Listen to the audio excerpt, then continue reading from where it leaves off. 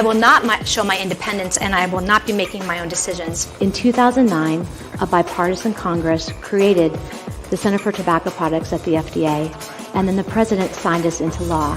And no, the fact that Congress and the president agreed on something is not what was historic.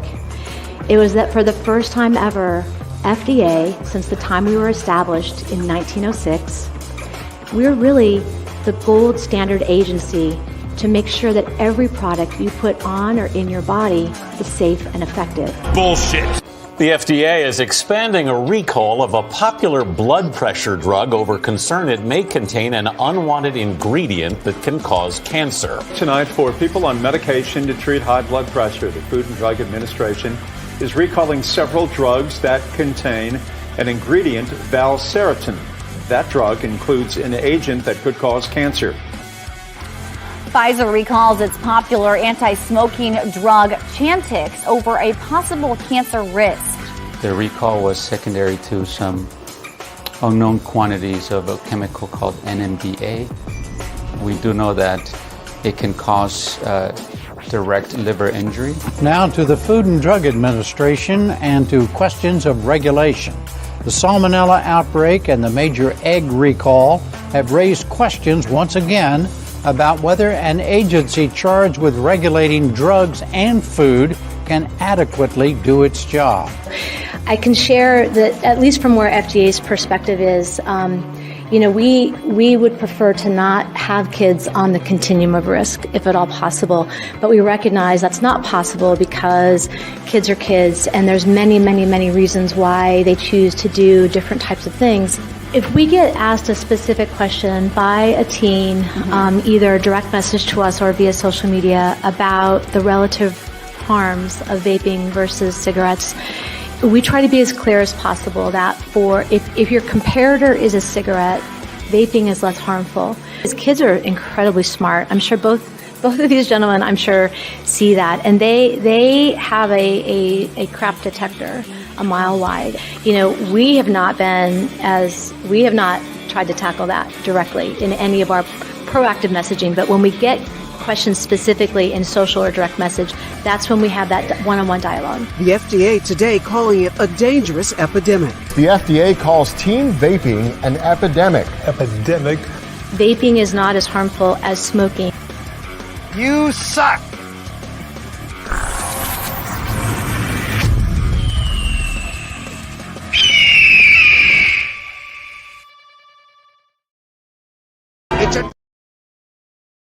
It's a trap! It actually is a trap. It's a trap!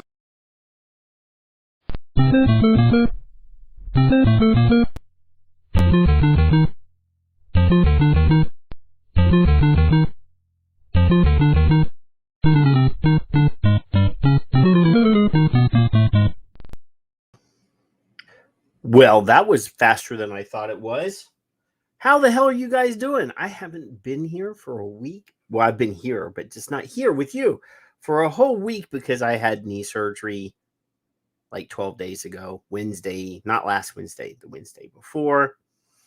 The first day was like I was high as a kite.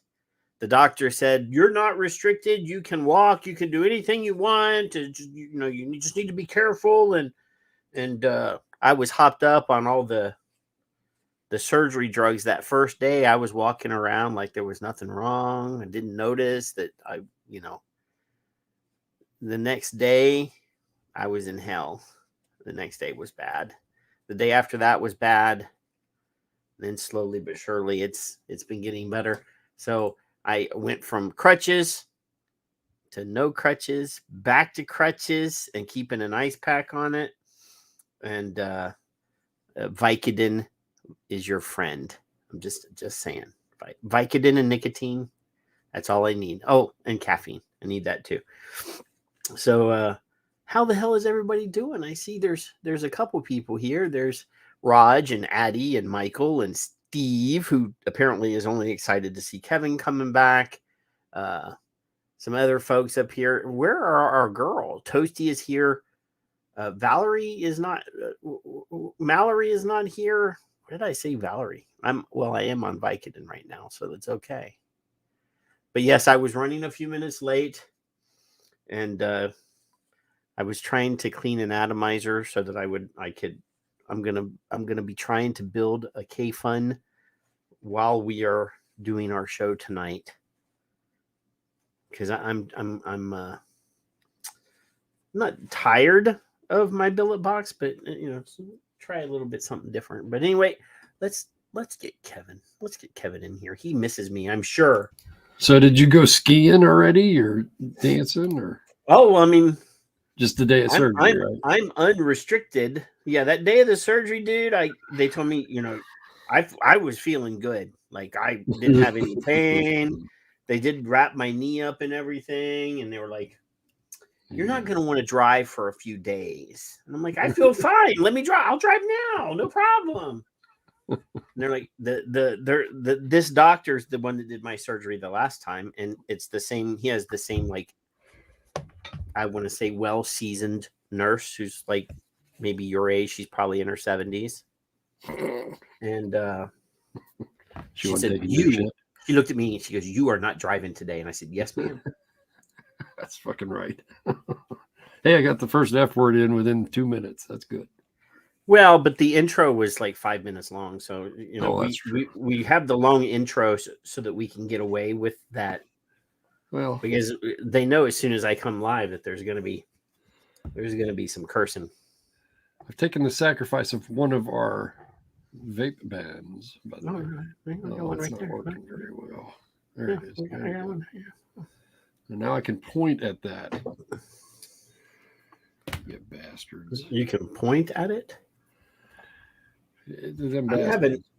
I might need one of those vape bands. I'm having an issue trying to. There it goes. I got it. I broke it loose. Good job. It's a trap. So how have you been? I haven't seen you in like 2 whole weeks, and just trying to do crap and be a good person. It's not easy. Well, no. In fact, Skip said she was in a bad mood, and she used the word cranky last week. Last week, I don't know. And I encouraged everybody to poke at her a little bit. Why? As long as Mark's happy, I don't care. Why would you make it worse, dude? Come on now. Come on now, Kevin. It'll be all right. That's just not right. That's just not right. I gotta get some wire here. So other than just pissing off the our very good friend Skip, I was almost going to say the old lady, but I stopped myself. See, it's a good thing you didn't say it.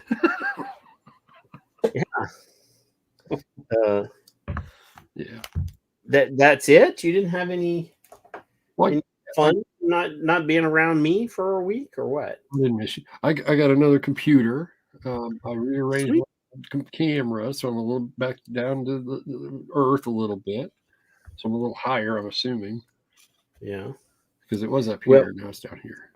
So I ordered, I told you I people on social media, and I ordered the snooze. Yep. Well, you have to order a large amount. So luckily, cost effectively, I have this little freezer beside my leg here. So I individually packed them in vacuum sealed bags. Oh, yeah. And put, a couple cans in each one. So I have, one of this flavor and one of that flavor. See how they make this be, Kevin? Mm-hmm. So there's like, I don't know, 20 cans in there. And it's right beside my nicotine. My frozen nicotine is in there too. See? Nice. So now you got more frozen nicotine. And then I ordered from our very good friend Peggy. She sent me a box of, I ordered stuff and she sent it to me.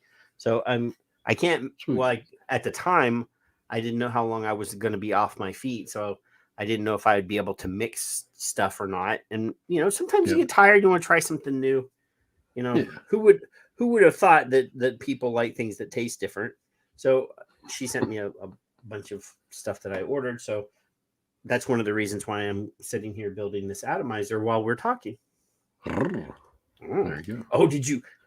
Oh, I have to show it to you. You probably didn't see it. Let me do this real quick. Let me go to. Oh, I can do this. Yeah, no.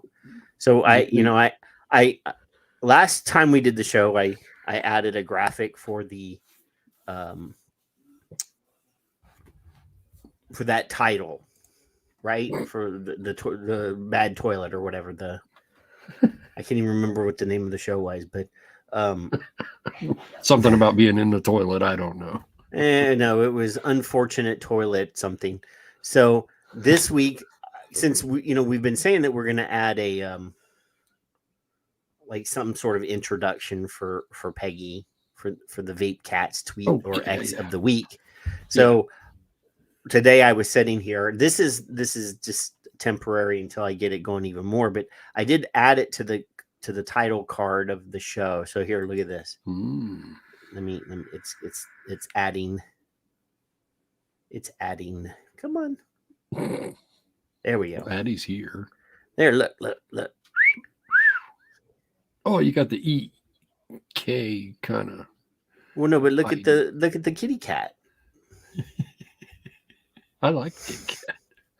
The skulls. That fits our brand.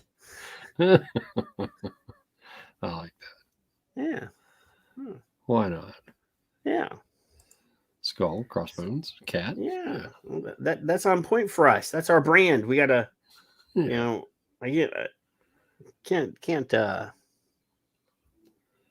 put something out. It has to fit in with our normal shit. So, have you partaken in the snooze world yet, or are you just? Oh yeah, no, I've been.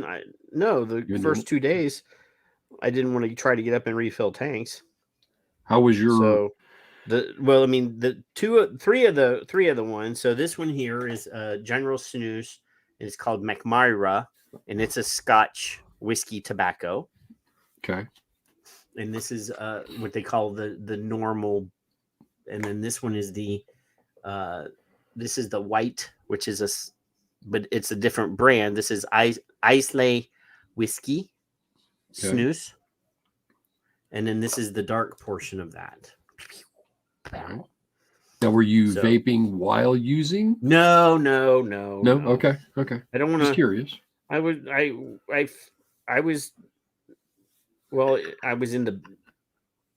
I didn't want to overnick myself, but I was quite pleasantly happy with what I had. There. But I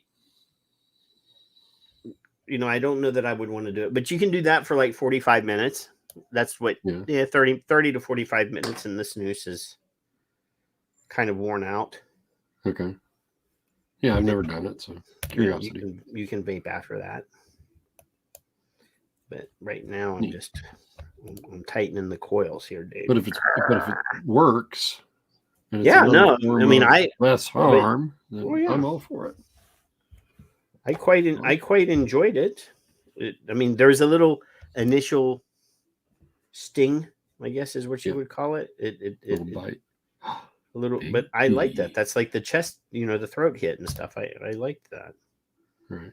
I could see Addie working in the, he likes to work in the shop or whatever. He could put one of them in and go about his shit, I bet you. Mm-hmm. Yep. I don't know that he has or hasn't tried it yet, but I'm just. It's been a while, but when I did a blog about them vape shops, those people, and I hinted at the fact that you should have patches, gums, lozenges in your display case, whether they wanted them or not. Snooze would be another thing. A hypnotist book. I suggested to a distributor that I'm friends with. Oh, I remember this. Tell it again. That it would be. Tell it again. I think it would be a smart thing. This was years ago. This was right after Swedish Snooze got their PMTA, not the MRTP, but when they first got their PMTA.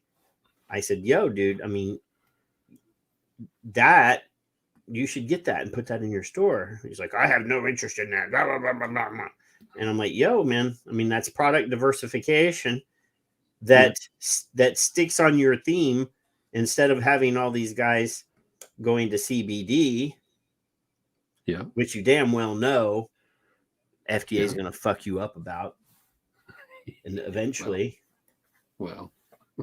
And they didn't want to hear it. He said, that's a lot of trouble and blah, blah, blah. And you have to get your tobacco wholesaler. Or blah. I'm like, yeah, but you're just think about it. Just think about it.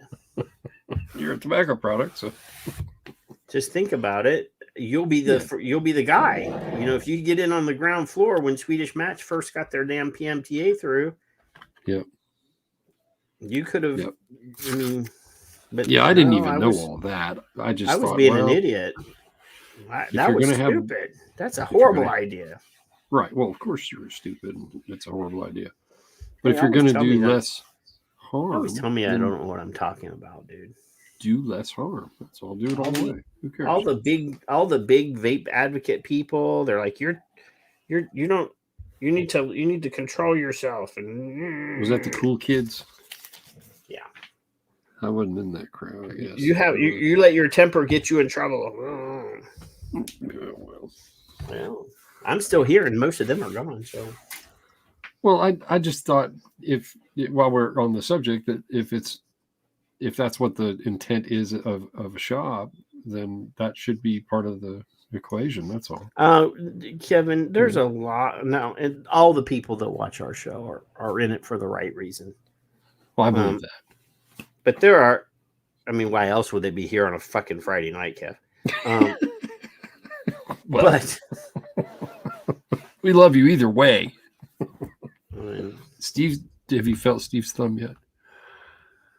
I don't. I'm not sure if he's referring to you or me. I don't know. I'm sitting here trying to make sure my coil burns evenly. Now, careful formaldehyde and all. Well, not at the temperature that I vape at, dude. Careful. There. I'm 15 watts. All right. All right. And it glows. First try. Hey, these glow in the dark too, you know. Pumpkin frosty. I don't know. Addie, put some 12 milligram and send that to me. I'll test it out. It sounds like basic bitch stuff, though. I mean, you got some cinnamon latte stuff in there because that's the winter theme right there.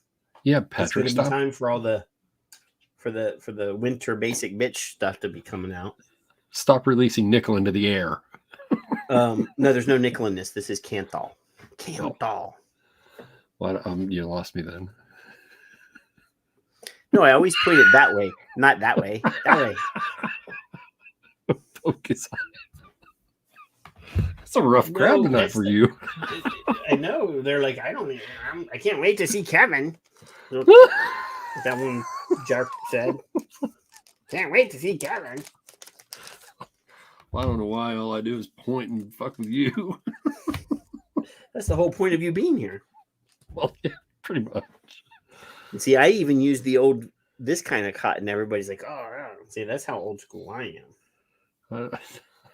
Well, you're well beyond my realm of understanding. So usually you are anyway, but I got my coils and I just put it in there and it does what it does. I do have two Innikin little Innikin devices. Yeah.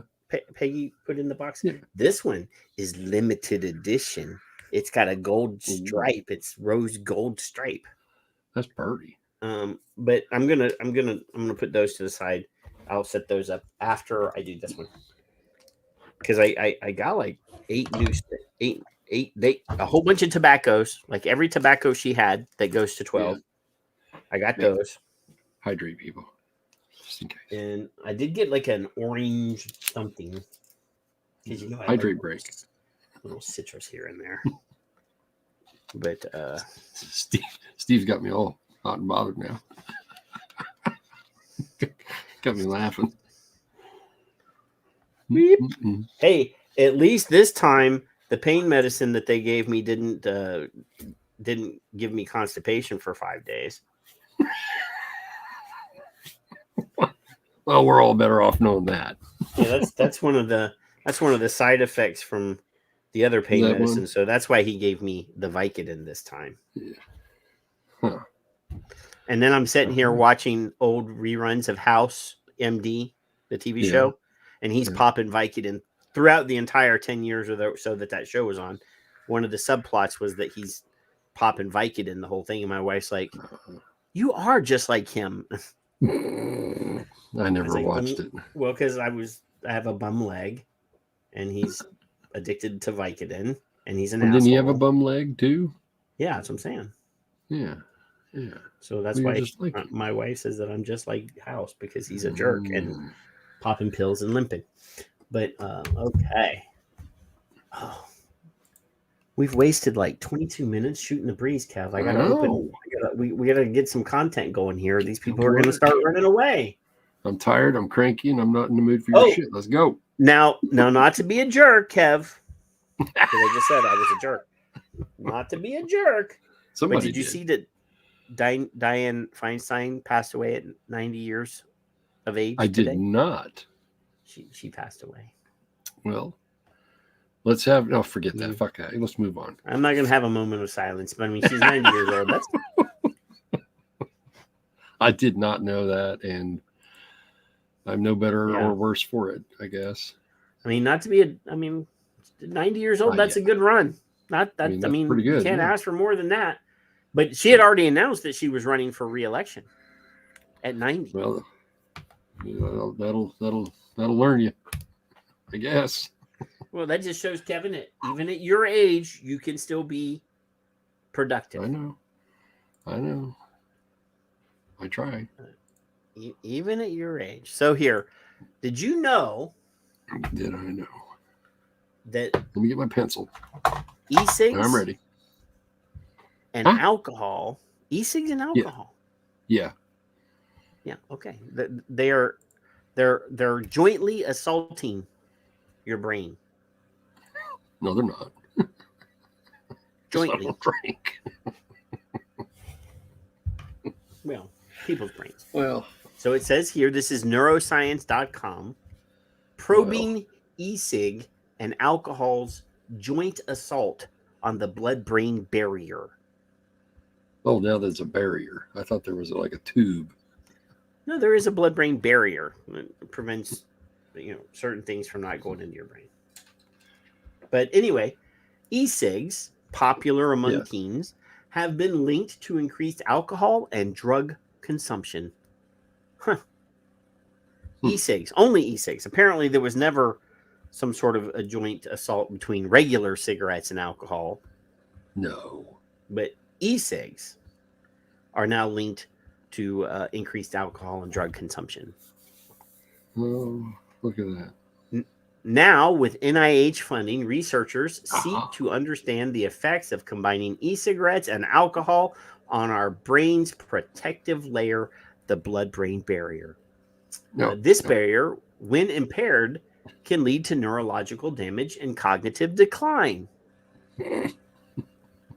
Kevin, what? You might need to protect your blood-brain barrier. I'm that probably going to cognitive mute decline myself before this one's over. I really probably am. The aim is to uncover the specific injuries caused by combination and identify potential biomarkers for clinical use. Well, key facts. E-cigarette use alone can disrupt the blood-brain barrier and cause brain inflammation. Brain inflammation, Kevin. Combining e-cigarette and alcohol exposure may lead to mitochondrial dysfunction and cognitive decline. And the research aims to identify biomarkers that can detect blood-brain barrier injury in substance users. Now, this is a proposal. This is not... I mean, they haven't concluded their research yet. No. But this is what... I mean, they're listing off what they intend to do. Mm-hmm. Excuse me. So now, I wonder if I were to cut a rat's brain open or skull open and put alcohol, pour alcohol and nicotine in there. Yeah. I wonder, would that right down the socket, right in it? Would that damage the brain, Kev? Do you think? I imagine it's already going to be brain damage, but yeah, it would.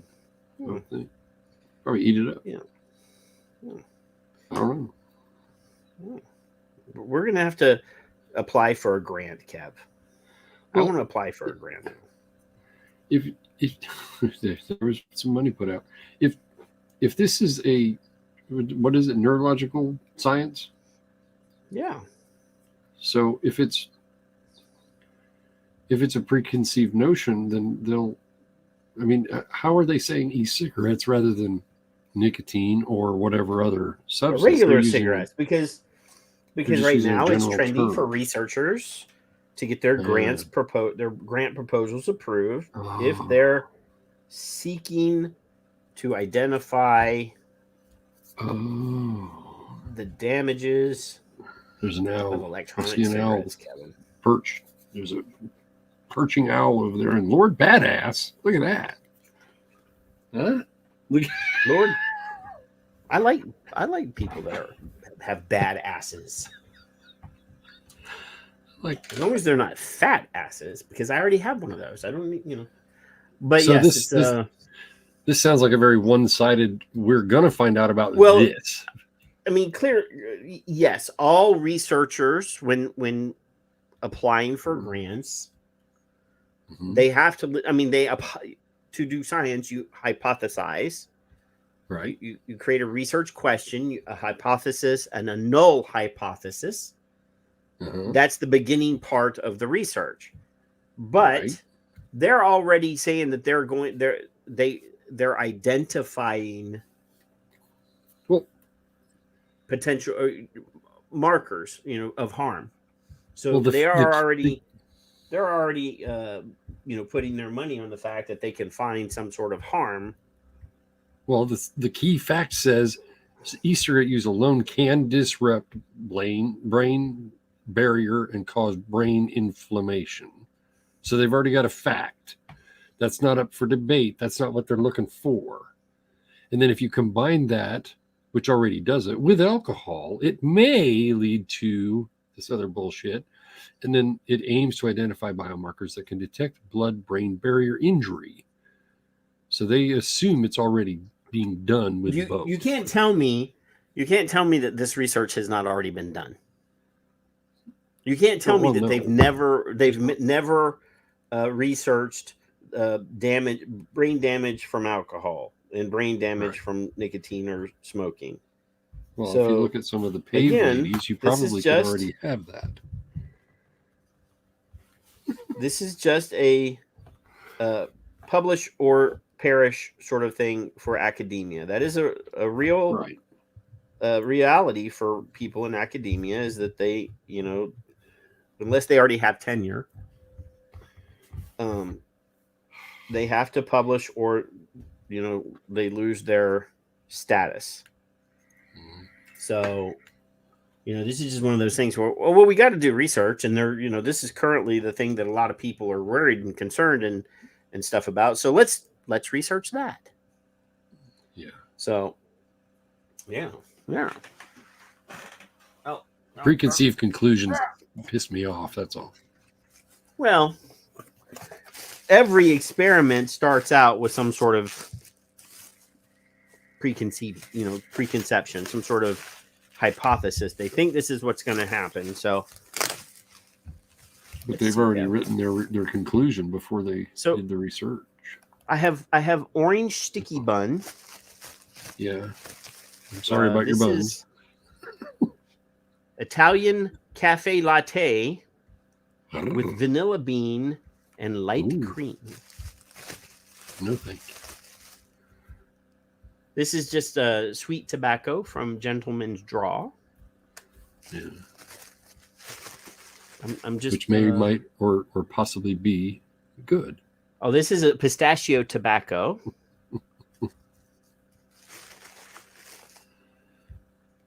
Oh, that's another coffee. I got 2 coffees, Kev. You know that Sunday is National Coffee Day. It is? Did you know that, Kev? Yeah. No. Yeah. I've never had a card before. Folgers never sent me a card. Oh, look, there's some 5-pound stuff in here. Oh. Well, it's 3 milligram though. That was a freebie. So I'll find somebody that's vanilla caramel tobacco. Uh-huh. Oh. Uh-huh. What is this? This is from Phil and Dimitri. What? Salty. Yeah, I didn't. That's one I didn't order. Oh, cafe mocha. Uh-oh. I bet you that's a coil killer. I bet it is. Oh, Niquid. Niquid's in here. Uh-oh. This is called Daybreak. Uh-oh. This is definitely a tobacco. All right, we'll try this. All right. There you go. I thought I ordered one of Nick's juices. I thought I ordered one of Nick's juices, but I didn't. So anyway. Mm-hmm. So somebody says I know, right? Because I'm wasting time in the chat. Because I'm surprised nobody's bitching about me delaying reading the rest of this wonderful article, Kevin.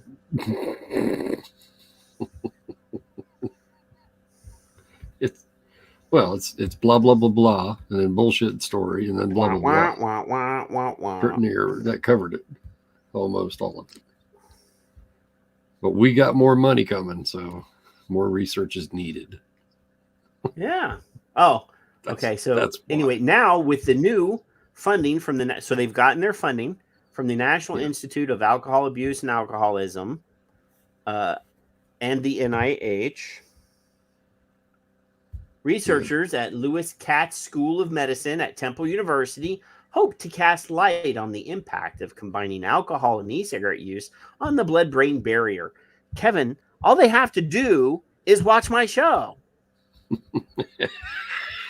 Well, a few select shows.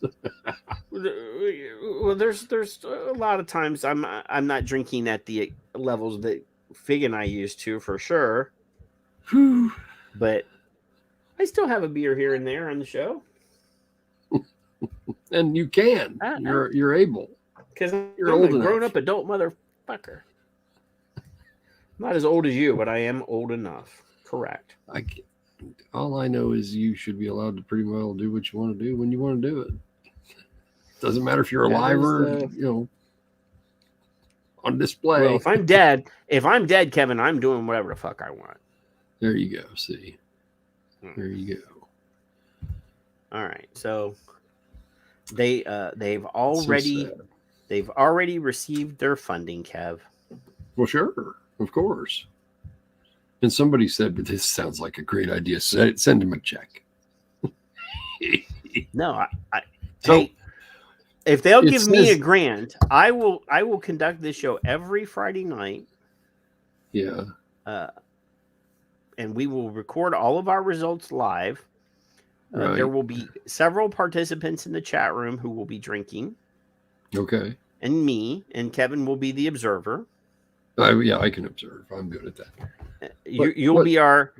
We're going to do the gold standard, a randomized. We're going to do a controlled trial because we're not randomizing because we're controlling that you are not drinking, and everybody else will be. Well, my concern is we will. Your concern? My concern in the bold before you get rid of that article of stupidity is the e-cigarette appeal to the array of users and especially to adolescents. So something illegal, right? Because if they're going to use humans, aren't they? E-cigarette use is, however, linked to increased alcohol consumption, which would be underage use. So how are they really going to conclude this without rats? Vlad's. No, there's gonna be rats. I don't know what you're. I hope they don't use fills. For goodness sake. They're gonna use rats. Yeah. Huh. Rats. Neat. Let's see. Let's keep going. The new grant provides principal investigator Yuri Persidsky, MD, PD, PhD, chair of the Department of Pathology and Laboratory Medicine at Lewis Katz Medical Department or Lewis Katz School of Medicine, and colleagues with more than $500,000 in funding annually for the next 5 years. $2.5 million for the next 5 years to get rats drunk and then vape at them. That's what I mean. That's literally what they're. Oh, I think they will. I mean, depending on if it's well, a you sweet do, alcohol, so I figured they will. If it's a sweet alcohol, I'm sure they will. Okay, I don't know. Drink it. I have no idea. Have you ever given a dog booze, Kev? No. My dad did one of our animals years ago. I wasn't old enough to remember it. I used to, in the summertime, after like a really hard day of work. Yeah. We would give the horses. We would give the horses beer. Oh, really? They'll drink that shit up, dude. Hence the song "And Beer for My Horses." Okay, all right. It has a root. Okay. Yeah.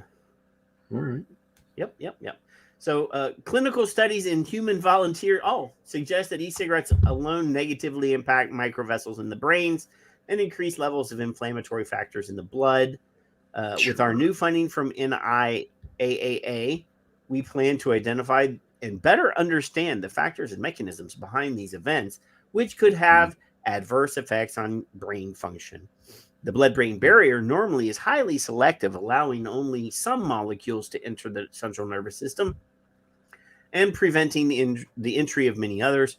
When it is damaged or impaired, however, this protective function breaks down, except that the inside of your brain, Kev, it has nicotinic receptors. Well, the blood-brain barrier is designed to allow, well, I'm assuming there are alcoholic receptors in your brain as well. Mm-hmm. I've heard. Yeah. So, wouldn't they be deceptors though? Technically, no. They recept the alcohol. Well, she looks pretty. Goes, I like that. Woo! I can drive. You're gonna take that one home with. You're gonna take that one home with you tonight. So I think they're deceptors rather than receptors. That's just my pun. It's okay. Yeah. Well, hopefully they'll find something because I want to know. We need to just request a grant, Kevin. We're gonna vape and drink on the show. We can do 2 experiments simultaneously: caffeine and nicotine on the human brain for you, and caffeine and e-cigarettes, or caffeine and vaping for you, and alcohol and vaping for us. And we'll save the rats. Yeah, be a lot easier. We'll spend a couple hours, couple times a week doing this. Playing grab ass and doing our thing. Okay. Yeah. But millions and millions of dollars. I don't know who's asked for grabbing, but this is our tax dollars. Some of our tax dollars at work. It's just $500,000. Yeah. As molecules, they are typically kept out, such as immune cells, inflammatory proteins, and toxins make their way across the barrier into the brain. They fuel inflammatory processes that damage neurons and contribute to cognitive decline and decreased neurological function. This is why I don't know how I tore the cartilage in my knee, Kevin. You don't?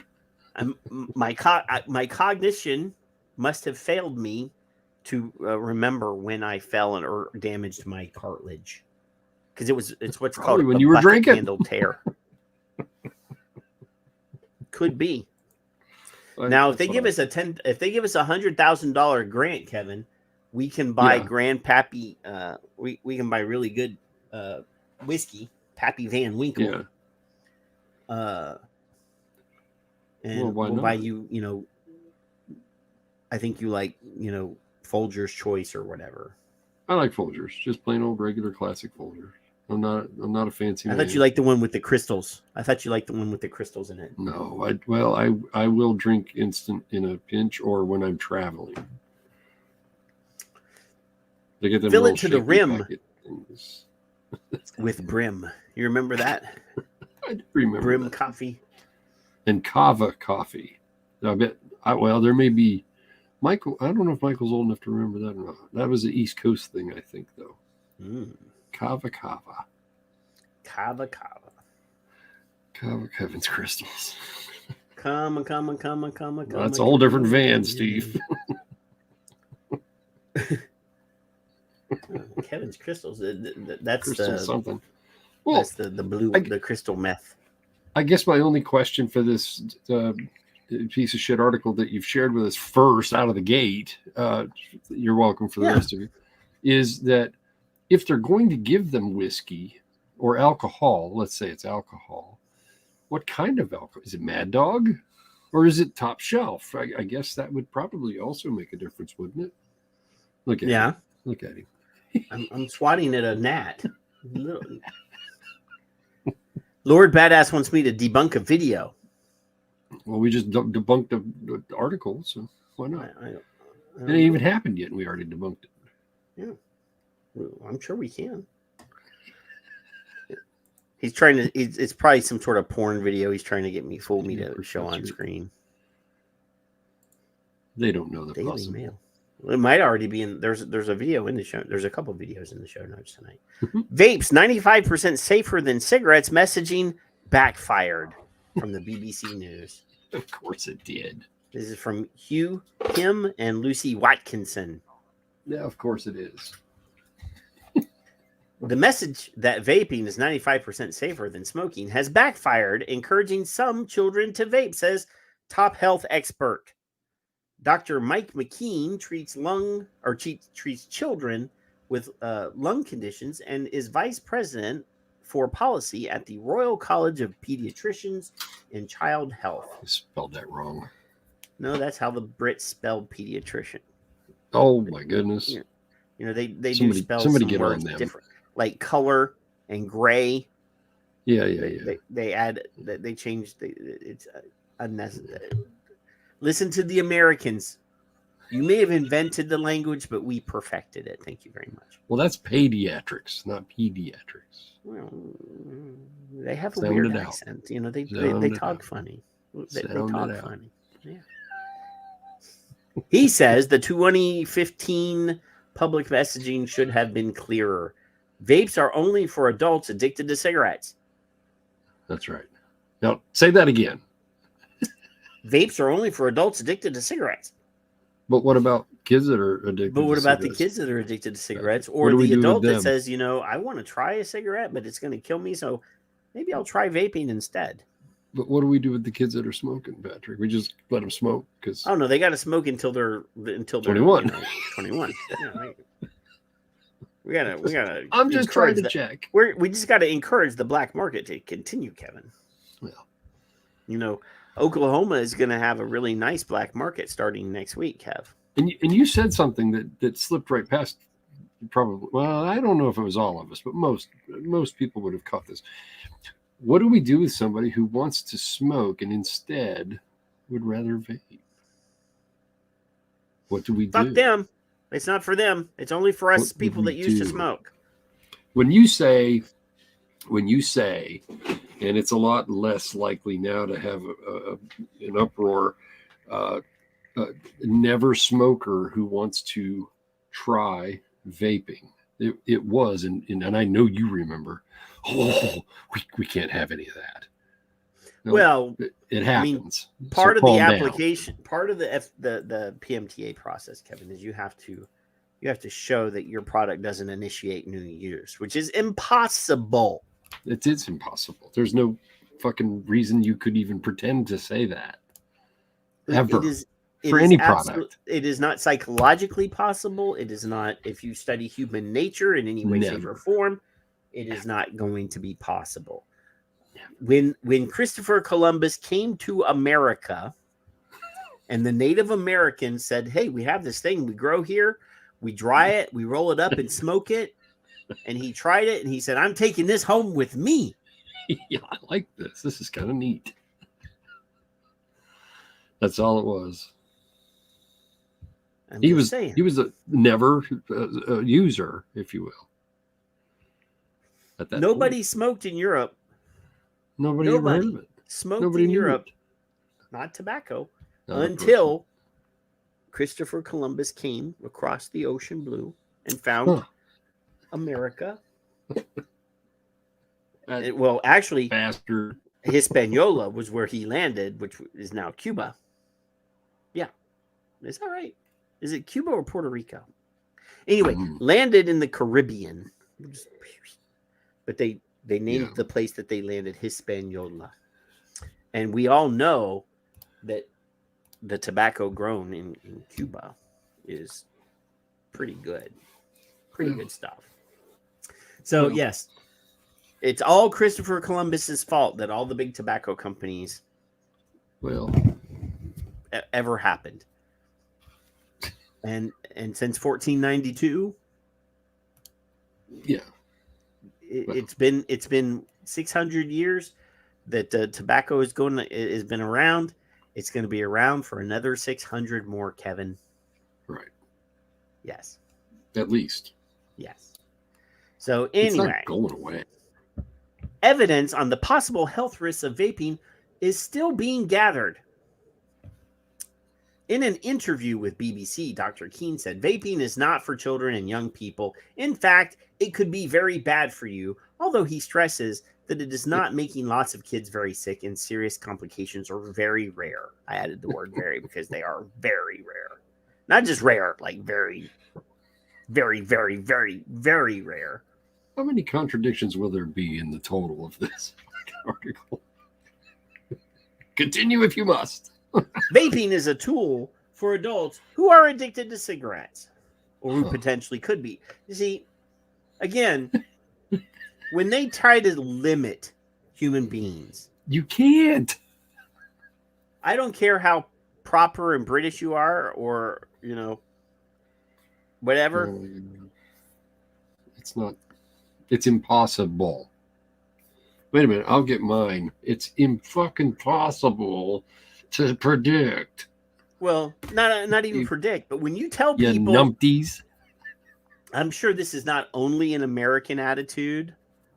Of course not. When you tell people you can't do that, yes, you are forbidden from doing. I'm pointing. I'm doing your thing, Kevin. Fucking you are forbidden. That's copywritten. Careful. No, you trademarked this, but I'm adding the words forbidden. Yeah. There, you talk, I'll point. But anyway, not the type of tobacco that we use. Crazy.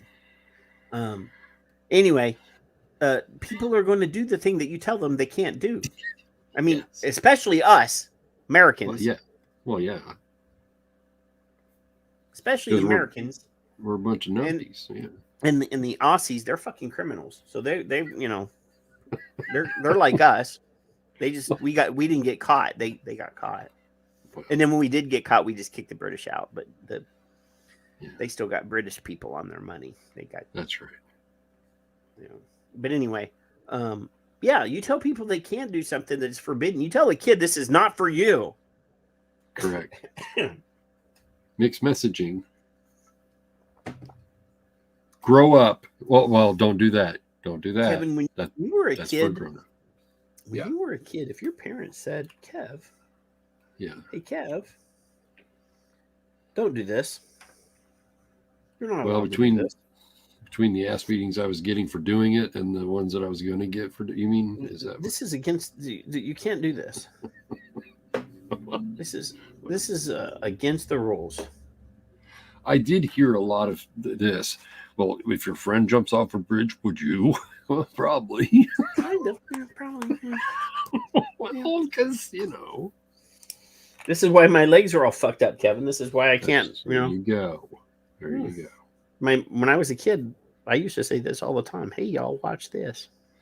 Yeah. Not just y'all.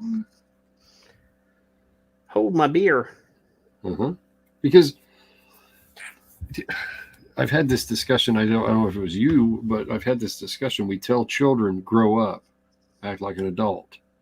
Don't do adult things, but act like an adult. And what are you telling the child, underage child? You're telling the child to grow up and don't grow up at the same time. So somewhere along the line, somebody's, not listening to Dr. Phil or some other dumbass, What's that guy? No, huh? Oz. Oz, there's another idiot. Most of them are.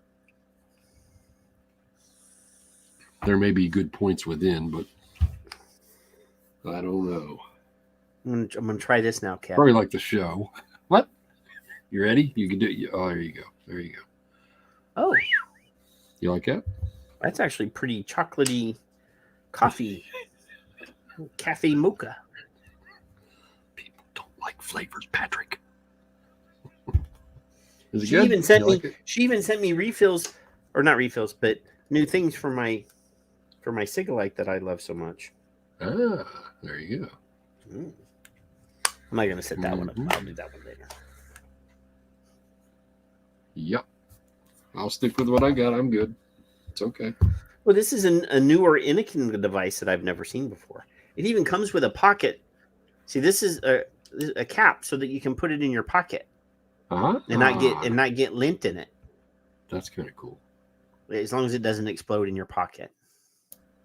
Well, careful. Yeah. Battery safety, sir. And hydrate. Not at the same time. Definitely hydrate. Anyway, let's get back to this. He says the 95% safe messaging was a very unwise thing to have done, and it's opened the door to significant chaos. I should have named the show tonight Significant Chaos instead of The Slap. The Slap is tonight's show, Kevin. Yeah. We'll talk about slapping later. The switch to vape message has had an unintended consequence of driving children to take up e-cigs, he said. Yeah. Where's the proof? Where is the proof that you can show me that some kid that is vaping would never have smoked a cigarette? These are not. You have to prove to me that these kids are not the same kids that are at risk, that were prone to smoking anyway. And we all know there are factors that can easily be measurable to help, not 100% predict, but help predict which kids are going to be in that situation. Low economic situation at home. Mm-hmm. We know the poor, the uneducated, the black, the brown, the yellow, the people of color, people that have an unsafe home environment at home. The ones that are already already experimenting with alcohol are prone to alcohol, or prone to experimenting with other substances. Unstable in general. The kids with mental illness problems, depression problems. What age, Kevin? What age do most, on average, do most people that are, say, schizoaffective actually get their first diagnosis? Oh. If they're underage at all,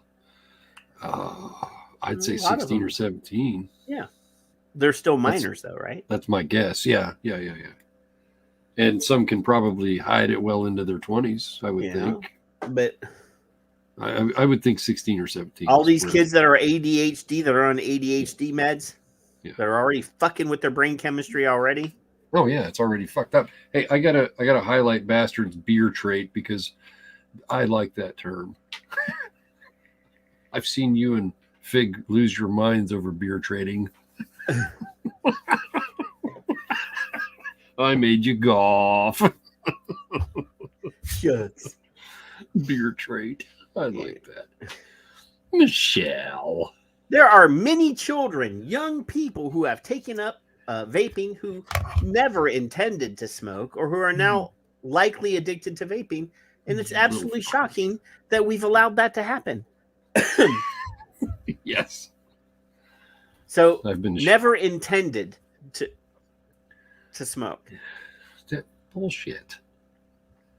How do you measure that, Kevin? How do you determine anything about intent? Do you go and say, do you to a bunch of kids in like 3rd grade, do you intend on smoking when you get older? Well, that's a great idea. Why don't you just hand them a pack of fucking cigarettes? Do you intend? Here, did these appeal to you? What is wrong with these fuckers? Yeah. Hey, Kevin, this kind of does look like a thumb drive. It does. I mean, a much larger thumb drive, but I mean, I've got two. I got 2 different styles right here. Here's one. Fuck. Well, I went and broke it probably. Here's one, both sides. Here's the other. Now, both of these are e-cigarettes. What do you think? Hey, it's got a cap, like you said. You got a cap. Yeah, I like the whole idea of having a cap. I enjoy that idea. That's a great idea. Whoever thought of it, it's kudos to them. Cap the lint protector. I like that because a lot of these that you Captain Morgan trading. I mean, I would never put this in my pocket. See, bastard, I Patrick trait.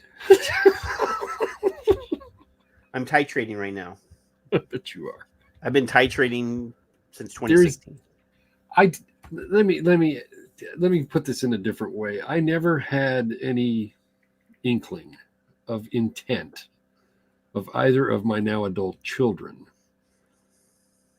on what they were going or not going to do. I assumed they weren't going to take out the trash. Do you intend to piss me off? I mean, that's the question I would be asking my kids. Right. But there was no intent that I could foresee. None. Zero. Zip. Zilch. Are you planning on me killing you? Is that what you're saying? Nothing. Yeah. Retards. I don't. Anyway. Yeah. It feels like we have put all of our eggs in one basket and said, this is the way to tackle cigarette smoking. And I feel we have neglected children and young people by sort of embracing something almost too much without the real proper thought. I don't like that. Professor Ann McNeil was one of the co-authors of the original 2015 report and told the BBC that the advice was based on the literature at the time and what was known about the products contained. It was never intended to communicate that they're safe. It was intended to say there's a big difference in the harms. That's exactly what 95% safer means. That's all I need to know. She says vaping is less risky than smoking, but children should not be doing it. There's a lot of things kids shouldn't be doing that they are doing.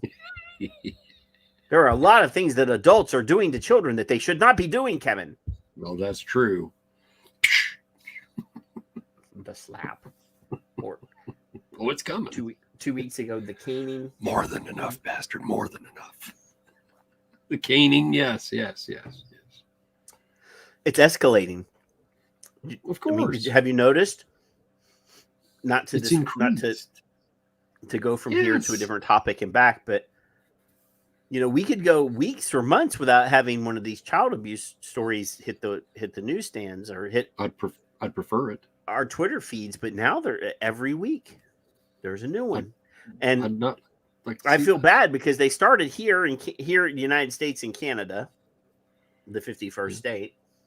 Yeah, but now, like we've exported our child abuse to other countries. Yeah. The 95% safer figure is still used today by vaping industry to promote its products. And the Royal College of Physicians, they've updated that they've updated their report and it's still 95% safer.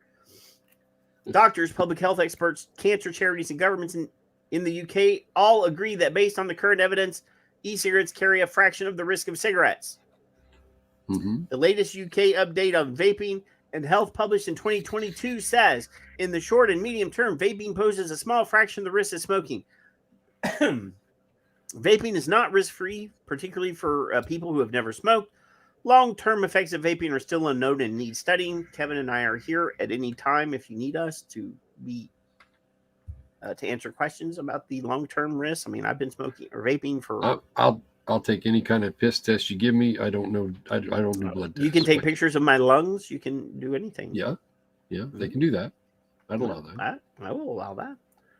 I will go on national TV and say, you know what? I've been vaping since 2010. Here it is, 2023. I've been vaping for 13 years.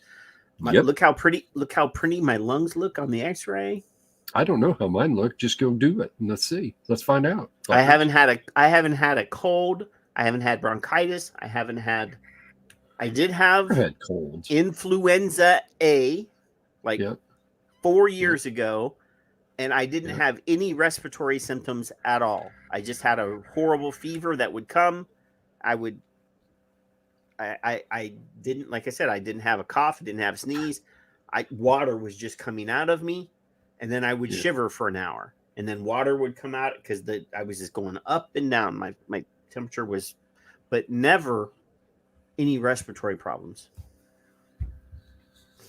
Anyway, the risk and severity of nicotine dependency from vaping is lower than for smoking, but varies by product. Yeah. Light cigarettes, selling vape to under 18s is illegal, but data suggests, well, here in the States it's 21, but data suggests a growing number of young people are doing it. Well, it's because China will sell to anybody. More than one. Oh, and apparently later on you will see that there's a story about a whole bunch of fines being levied by the FDA, and we'll go over that because there's a trend there that you might not notice, or you may have noticed. Although vapes don't contain the same dangerous toxins as cigarettes, they do deliver a hit of addictive nicotine. Ooh. Some teenagers say they are hooked. The BBC has investigated youth vaping. Recent tests on illegal vapes confiscated from a school found unsafe amounts of metal that could be inhaled into children's lungs. Metal, Kevin. Yeah, I know. Metal. I know. Damn rock and roll too, right? Yeah. I don't. Oh, speaking of old, Kevin. Yeah. I did purchase the brand new, just released Rolling Stones album. Oh, no kidding. Yeah. They're like 90 years old. They're older than Ed, aren't they? And they sound unbelievably awesome. Better than shit coming out today, right? Which is, and a friend of mine saw them last year in tour. Yeah. And was amazed at how well these 95-year-old guys running around the stage. I mean, not running around the stage, but moving around on the stage. Like Mick was out there doing Mick's thing at 95 years old, or, you know.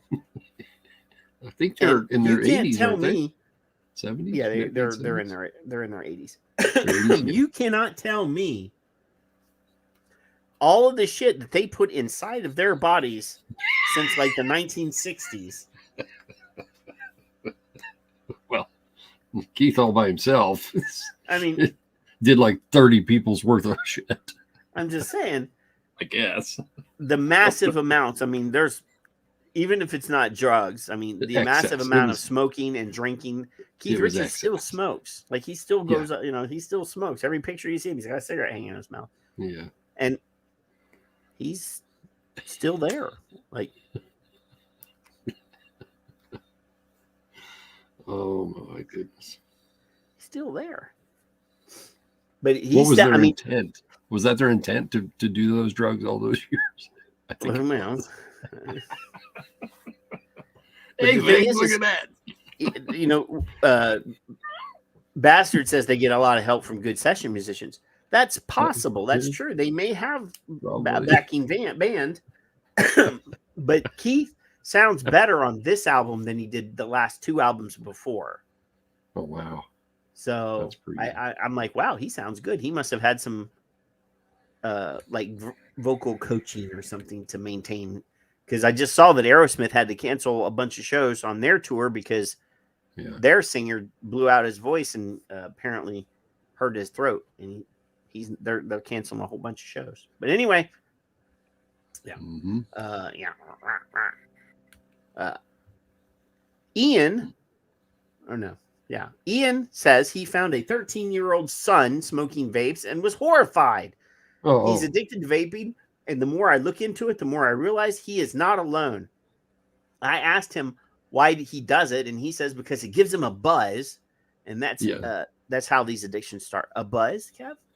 No, I don't like the word hooked either, because it's a now, William, application. You can tell when a recording has auto tune. Like, if you can tell it's not auto tuned. Promise. Not. You can hear the limiter when people are auto tuning. You can hear, like, when they have limiters on it to prevent it from going up or down too far.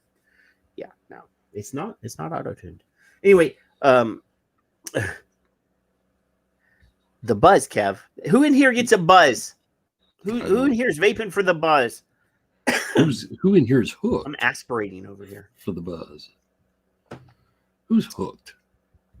I can't use the word hooked to describe my liking for what I do. I don't. So Prime Minister Rishi Sunak recently said it was ridiculous that vapes were designed and promoted to appeal to children when they were supposed to be used by adults giving up smoking. In Australia, vapes are only available on prescription. Smoking rates in the UK have been steadily falling in adults and children, both before and after vapes were introduced. Vaping can help smokers quit cigarettes. Mr. Sunak is expected to announce measures soon aimed at cracking down on youth vaping in England. The Scottish and Welsh governments have already called for a ban on disposable vapes. Yeah. See, when I vape like nicotine salts, I don't get the head buzz that everybody's talking about. I just get a weird chest feel. I don't like the way it makes my chest feel. Yeah, it was heavy to me too. Yeah. I didn't like it. Didn't like it. Not good. Did it. I tried Juul. I thought, well, I'm gonna try just to see. It was way too I liked the form factor of Juul. If they had, I like the idea. I like the shape. You know, I like this, even this thing, because I can hold it in my finger like that. I like it. Yeah. Just, it wasn't for me. It was like having way too much pepper on a piece of pizza. It was just too harsh for me. Yeah. But I got the idea, and I thought, well, if I was smoking Pall Mall non-filters, this would probably do me. But I don't. I never did. Do me, Kevin. This would do me. Yeah. That doesn't sound right. Oh, calm down. Do me. That just doesn't sound right. Kev. Stop getting on my nerves.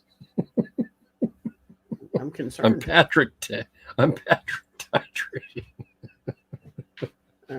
trading. I'm concerned. Oh my God. Well, so far you're 0 for 2. Oh, you're gonna love this one then. Because I don't look at the show notes. I really don't care. You're gonna love this one. Yeah, here we go. I know one of them. That's the only one I know. Yeah. So here, this is. We'll listen to a few minutes of this video. Good Lord. They've long been seen as an alternative to smoking, but if you won't put hairspray in your mouth, or if you won't use insect repellent in your mouth, then the question is, why vape? Hairspray and insect repellent, Kevin. Somebody needs to be smacked in the head so hard.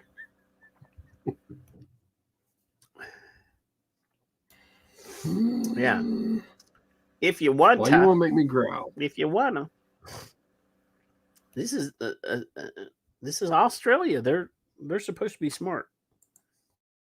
New research has found those using e-cigarettes for 6 months have similar damage to their mouths as someone who's been smoking for 5 years. What? No, they didn't. It's just no, they didn't.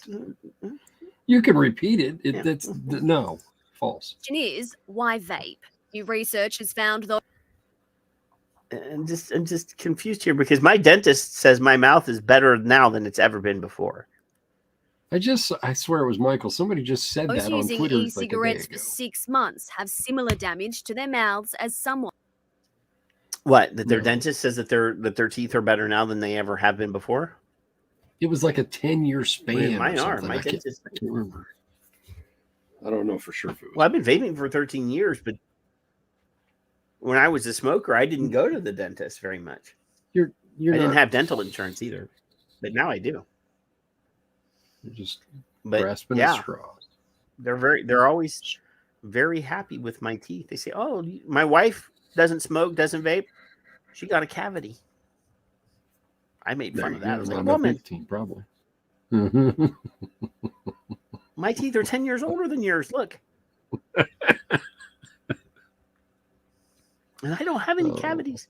And I still have my wisdom teeth because I'm very wise. I just can't figure out how they can get away with this stuff still. One who's been smoking for 5 years. So we've been doing vaping for 5 years now, and we've been learning a lot of things. Most of it is focused on how vaping impacts your oral health. So the first thing we learned is that bacteria that live in your mouth, the good friendly bacteria that live in your mouth, actually use vaping the vape as a food source. They're able to break these vape products, the vape that goes into your mouth, they break it down and they create what are known as metabolites, byproducts with it. Some of these metabolites, the bacteria use as their own resources to build communities, to use as a food source. Okay, so she's saying that the VG or PG or whatever, the sugars, because those are sugars, they get metabolized by the good bacteria in your mouth. No, they don't. Now, the thing is, when you brush your teeth, and you put mouthwash in your mouth, it kills all that bacteria, the good stuff and the bad stuff, right? Yeah. We'd be clear that alcohol in the the mouthwash, is going to do that. Probably does. Now, if you're a now, I mean, I don't want to give a toothbrushing seminar in the middle of this show, but when I was young, I went to we had a dental school in Memphis, and you could get your teeth done for like $5. Yeah. Because they would be students. Yeah. And they instructed me when I was like 5 how to brush my teeth. And I have been brushing my teeth and the inner cheeks and the roof of the mouth and all that since then. Yeah. So if maybe the subjects that they're examining in this Australian study or whatever that are claiming, maybe nobody ever taught them how to brush their teeth. And if it was done in England, we already know the solution. We already know why. I don't have to repeat the stereotype.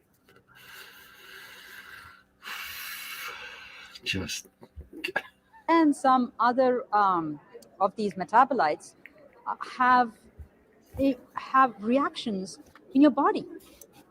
So they affect the mucosa, the lining of your mouth.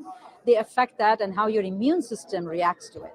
So the bacteria actually play a very critical role in determining how vape impacts your body. So we also have learned that bacteria in people who are healthy, who don't have gum disease, respond differently to vape versus bacteria in people with gingivitis or with more advanced form of gum disease called periodontitis. So if you have gum disease and you're vaping, then you're in far more trouble in terms of adverse health effects. Okay, so the next time she gets interviewed, she's gonna say that vaping causes gingivitis. Yeah. Well, of course. Right. Now, all the fecal matter in her mouth doesn't seem to matter. She smiled a little bit. She got the idea in the middle of saying that. Yeah. Ding. I'm going to build a correlation in my head now. Ding. I'm going to make a lot of money. In your mouth, then if you have oral health. That's the first thing we learned. Then the second thing we learned is that vape makes the entire mucosal surface in your mouth highly inflamed. So vapors bleed more from their gums than do not. Now, I've been talking a lot about brushing my teeth here recently, but my gums have never I mean, once I stopped smoking and, I started taking care of myself 13 years ago, I actually have a very aggressive water pick. Yeah. And it has like a sandblast setting. It has 3 settings, like mild, medium, and it's got an industrial setting. it's got a full blast, like sandblast setting. And even when using that setting, I don't bleed. No, I unless my wife grabs the water pick after I've used it, and then she screams, "What the fuck did you just do?" All I can think of is if any of you have, you can say you can if you want to, or do, or if you want to, and you don't have to. I can't imagine that gums bleeding is a cause of vaping, period, for any reason. If you had a problem beforehand, then possibly you may still have that same problem, vaping or not. And if you drink, you're probably going to kill all that bacteria anyway. Well, my liver might be bleeding, but my gums. Is she suggesting that everybody that vapes should drink then? Is that what she's saying? It's sounding like it. Well, you didn't think I'd go there? No, I'm looking at I only wanted to do the first 2 minutes of this. Oh, I've already. But the next one. I got my own problems. This is going to be like 4 in a row to get your gander up. Oh my God. I promise there's at least one good article in here. I promise. You will. I promise. I don't believe you. This is going to get your track record's shitty. This is getting the chat rooms getting fired up over here. Wait a minute, oh nope, that's not blood. Never mind. That's just your hemorrhoids. Another voice: vaping is not a proven aid in smoking cessation, regardless of claims. Well, yeah. This is by Robert Zielinski. So this is in response to something that Alex had written in a time. Our friend Alex Clark wrote in an op-ed recently. So, do we want to listen? Do we want to try to listen, or do we just want to read it? I think we always have trouble when we try to listen. Yeah, no. And every few years, I find myself having to respond to claims by the tobacco lobby regarding the health impacts of vaping. This time, an op-ed by Alex Clark, CEO of Consumer Advocates for Smoke-Free Alternatives Association, left me deeply disappointed, especially as a medical professional who treats patients with lung cancer. Here is the truth. Tobacco use is the leading cause of preventable death and disease across the country. The argument that vaping tobacco is an effective tool to quit smoking is unfounded and not based in any long-term scientific study. If there's a comment section down here, you guys can go and drop links to research if you want. It will take many years of following long-term users of vaping products to know this answer, but there is no logic to assume that igniting chemicals and inhaling them is safe or safer than igniting and inhaling tobacco. Rather, it makes more sense to assume it is not in fact safe, and therefore the burden of proof should be with disputing that assumption.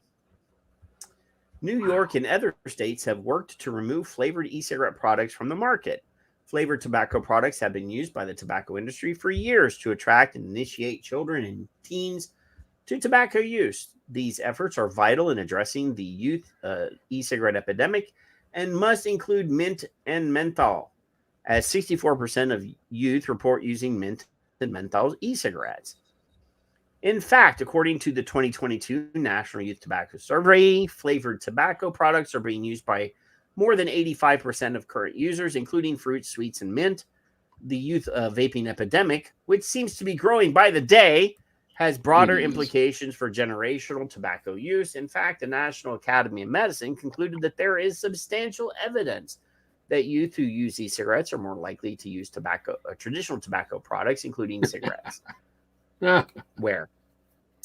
It's I think I have a story later on that actually disputes this one, but okay. God. That trend could reverse the decades of progress in decreasing tobacco-related illness and death.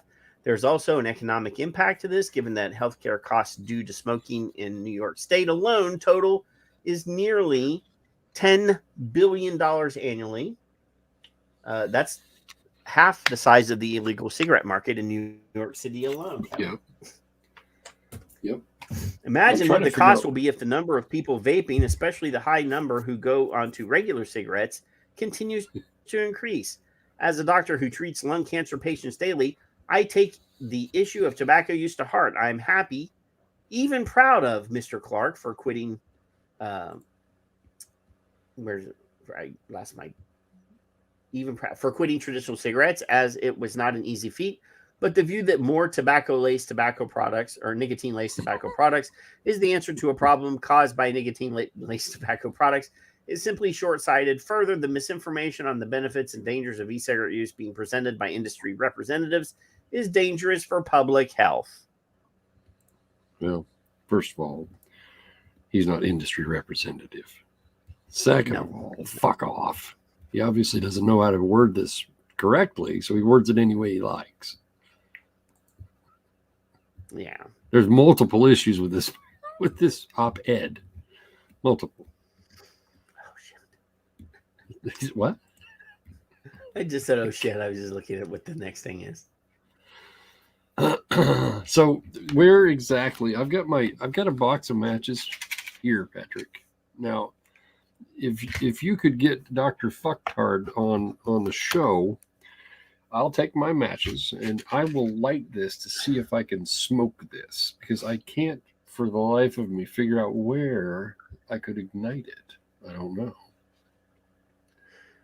but I'd try. I guess I'm gonna have to send you a blowtorch, but okay. I'm sure we can fund that.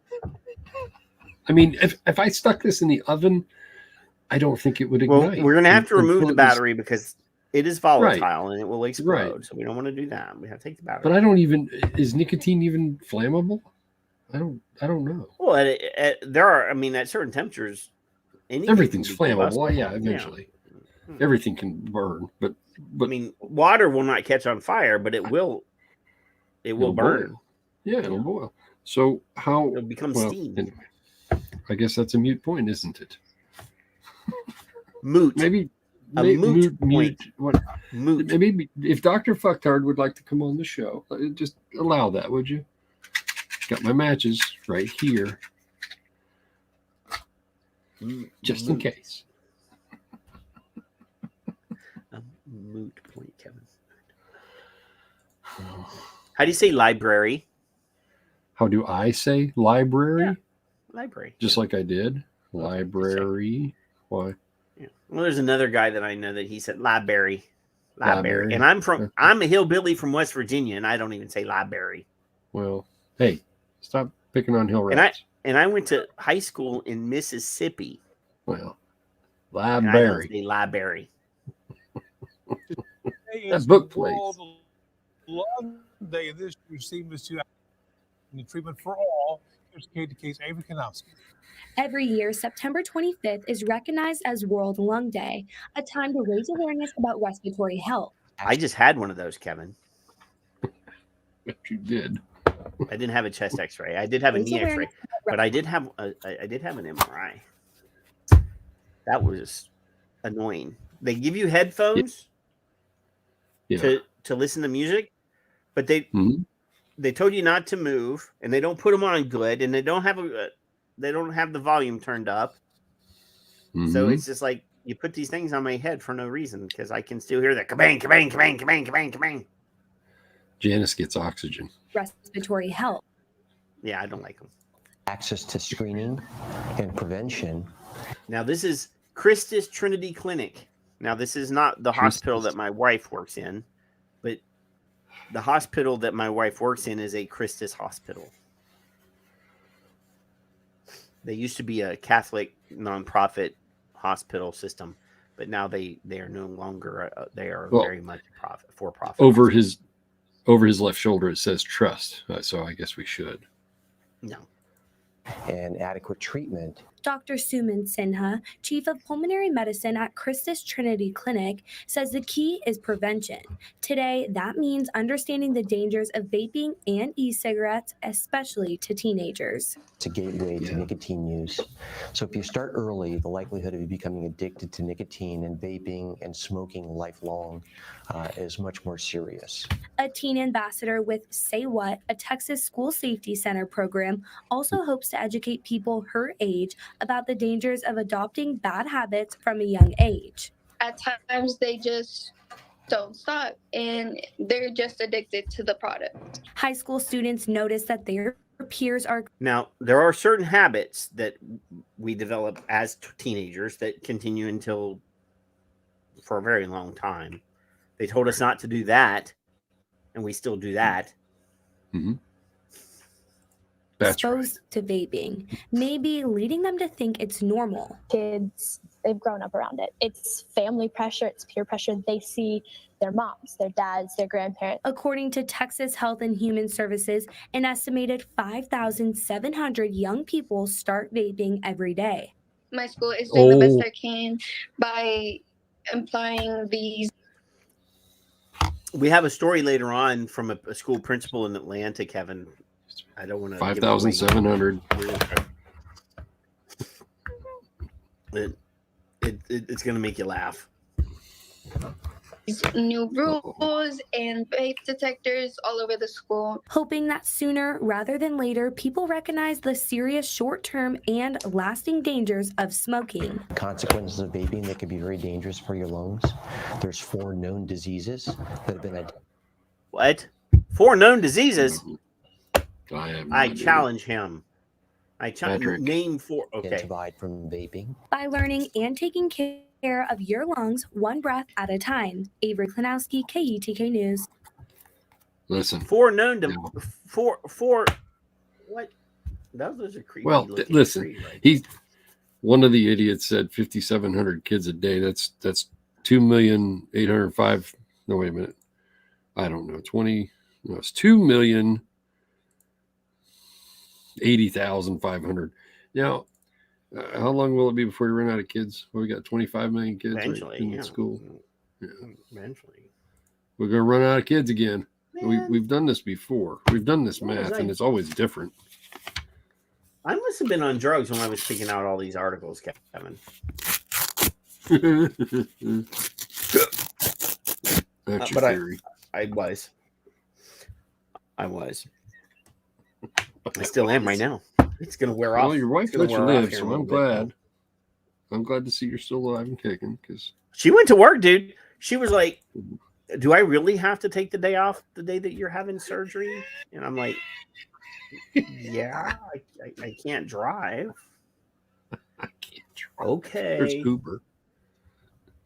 So the next day, she was like, "Okay, I'm going to work." I'm like, "Okay, bye." And then there you go. Then the pain hit, and I was like, "Motherfucker, where's my crutches?" Hey, listen, just for the future reference for these people that may or may not listen to us, Mike could. There is a test you can get over the counter. I'm not going to name names, but it does THC and nicotine. It does it both. So if you're worried about your kids vaping or using nicotine, you got a test you can buy over the counter. Do that. No. Speaking of kids vaping, family sues school sheriff over teen suicide days after he was arrested and expelled for a vape pen. The family of a 15-year-old Indiana boy who killed himself after he was arrested and expelled over a vape pen containing marijuana has filed a lawsuit against the school district and the sheriff's office, claiming the teen civil rights were violated. Oh no, really? Was he strip searched? Jace Emily's, a player on the school football team, took his own life days after he was arrested inside the Charlestown High School on May 20th when police found a vape pen containing marijuana in his locker, according to WHAS 11. In addition to the arrest, Jace's family said he was expelled from the school, barring him from playing on his beloved football team in a punishment that did not fit the crime. Finding out he wasn't able to play the next year, it was rough on him. His mother, Elise, said it didn't hit us of what that might do to him until after he was gone. Motherfucker. Jace Emily's committed suicide in May, 3 days after he was arrested and expelled over a vape pen containing marijuana in his locker. I'm not going to read the captions under the pictures anymore. The family's attorney, Gordon Ingle, claimed that the Greater Clark County School District and Clark County Sheriff's Department or office had overreached their authority when they inspected the 15-year-old's locker and questioned him. We don't believe they had probable cause to check his locker. They did a criminal investigation and they talked to him, which is a violation of law because before you can talk to a juvenile, you have to have a parent there. Where in the fuck did this just go sideways? How in the fuck can this go sideways? First in what, Minnesota or Wisconsin. In one of those two states, apparently it's not illegal to strip search a kid without a parent present. Apparently here, the law of the land of all 50 states is you can't question a juvenile. The police are not allowed to question a juvenile without a parent present. Period. Oh, my fucking word. This was just police overreach if there ever were any, he added. Elise said Jace was humiliated when he was handcuffed at school and taken away to the Clark County Juvenile Detention Center. She claimed she was not made aware of the incident until he was already being transported to juvie. Police said Jace was in possession of a vape pen that tested positive for marijuana with the type of pen brand containing an 83% THC level, according to the arrest record. The lawsuit filed on behalf of the Emilys. That's weird having a girl's first name as your last name. Ultimately accused the school district and sheriff's office of wrongfully arresting and detaining the teen and violating his constitutional rights. There's no acknowledgement there that what he did was wrong, Elise added. We just want to, we just don't want any other family to have to go through what we did. We want Jace back, but that'll never happen. The district and the sheriff's office declined to comment on the lawsuit. The district prohibits any and all illegal drug use on campus, as well as the use of vape pens and e-cigarettes, according to student handbook. Duh. If you're not calling the fucking parents, you're not doing your fucking job. Duh. Period. I can guarantee you if this happened when I was a kid, my mama would have been burning the fucking school to the ground. You know, I had an instance with Dustin once at school, and the whatever the counselor called me, and I was at his school within 20 minutes of driving to that school. I said, I will be right there. There's nobody in the whole world that I can think of that would not drop anything and everything for their child for any reason. I don't believe in a school setting. Oh my God. Yeah. You're in the care and custody of a juvenile, period. That doesn't mean they don't have rights. Period. They have rights. Yeah, they have civil We've rights. Discussed this. Umpteen fucking time. I have a whole thread up, Kevin. I have a whole thread. Any of the paid parents going to this fucking funeral ever, and none of them? Did you not see? I already tweeted at them. I already tweeted at them this week. I'm going to tweet at them again though, because I'm gonna hit them with that article now. Fucking let's. But speaking of child abuse, Kevin, this is from Vietnam. Last show, it was a Malaysian child being caned and scarred for the rest of his life. This says HCMC vice principal slaps student for vaping in Vietnam. I'm sorry, all of our international people that are we're exporting our child abuse to your countries. A vice principal of a HCMC high school slapped a student after he vaped at school, then denied it. Huang Thi Hao, headmistress of Dao Sun Tay High School in Duc City, confirmed that a student of the school had been slapped by Vice Principal Wayne Van Gnai last week. Some HCMC students online forum shared posts on Saturday night saying the slap was so hard that the student's eardrum allegedly ruptured. Allegedly. Well. However, Wow said the student only had tinnitus and could go to school normally. Now, if I hit you so hard, Kevin, that you have tonight, there's no, I mean, if you have this, I don't think there's a cure for that. I think you have that pretty much periodically for the rest of your life. So if I hit you so hard, Kevin, that you get tinnitus, and for the rest of your life you have episodes of ringing in your fucking ears, is that less bad than, like, if you had ruptured his eardrum, they could actually fix that shit. Well, yeah. So I got no reason for this guy to touch a child. Now, I mean, I understand that this is not our country and they have their own standards, Culture, but apparently their own standards, the teacher slapping the student is bad over there, even because it made the newspaper. And I mean, if I'd rather have tinnitus or get caned and smacked across the face and scarred for the rest of my life, I might take the tinnitus. Yeah. You know what? When you know the what information, pisses me off? What? More than anything, it pisses me off that they want to denormalize vaping, but they want to normalize child abuse. Yeah. This is literally what they're doing. Yeah. Oh, well, That's beat why them every and time- tase them and fucking, yeah. I don't know if you've noticed this on my Twitter, Kevin, but every time one of these stories comes across, yes, I do retweet this article, or that, the article to the purveyors of child abuse. Bloomberg, Parents Against Vaping, FDA, CDC, all those people, every fucking one of them are guilty. Period. Yeah, every one of them. The last one was desk murder, as far as I'm concerned. So I'm going to hit them both.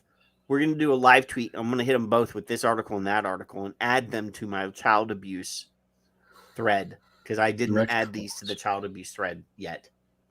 It's a direct cause, not correlated. It's direct. We're gonna do some live tweeting. It'll happen.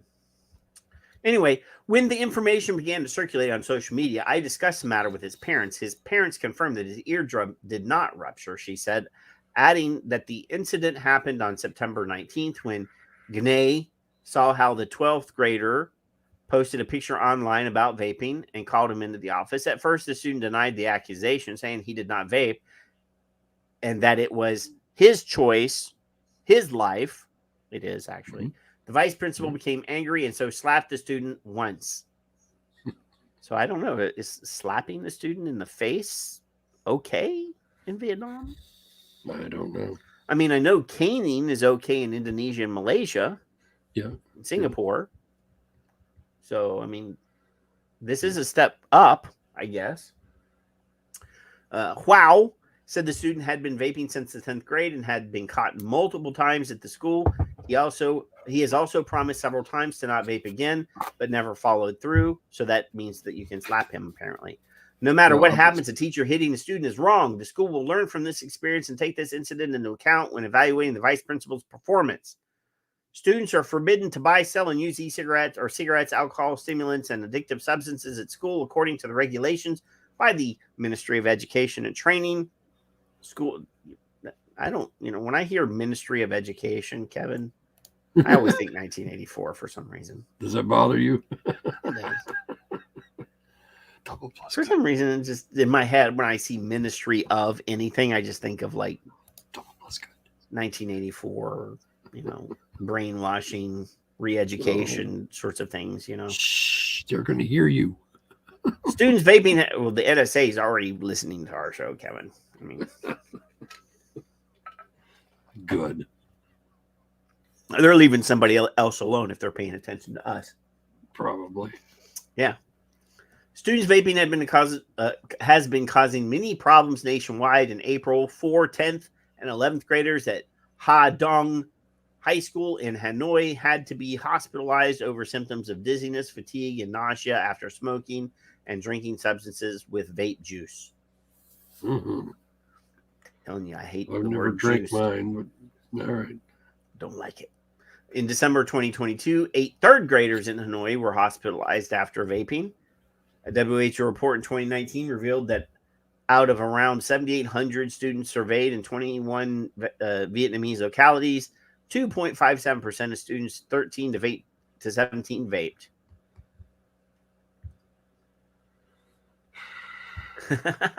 So Christopher, I'm just reading some of the comments. Christopher Law says, introduce caning in schools, discipline must be enforced. Yeah, sure. Then this evil Lacan guy says, no fault with this action. I totally stand by the teacher. Give the man a raise. Vapors are the worst. Yeah, I stand with the let's teacher. treat Seems the children. kids' parents need a good caning as well. It all begins at home, folks. Blame the parents, not the teacher. There's no job to look after this social education. It's their job to look after his social education, knowing what is right and wrong, legal or illegal. Shame on them for failing their son. Nobody has any right to hit children, period. If the parent practices this, it is their discussion. Is another discussion. If this was my child, the vice principal would be more likely to be in the hospital. I would be talking to the police, if not in jail. I don't think I could control myself. I think, well, at least one good response there. Right. A slap so hard that causes tinnitus is an unacceptable assault on a student. Who would diagnose the tinnitus? Was it a doctor called blah, blah, blah? Well, he apologized, you know.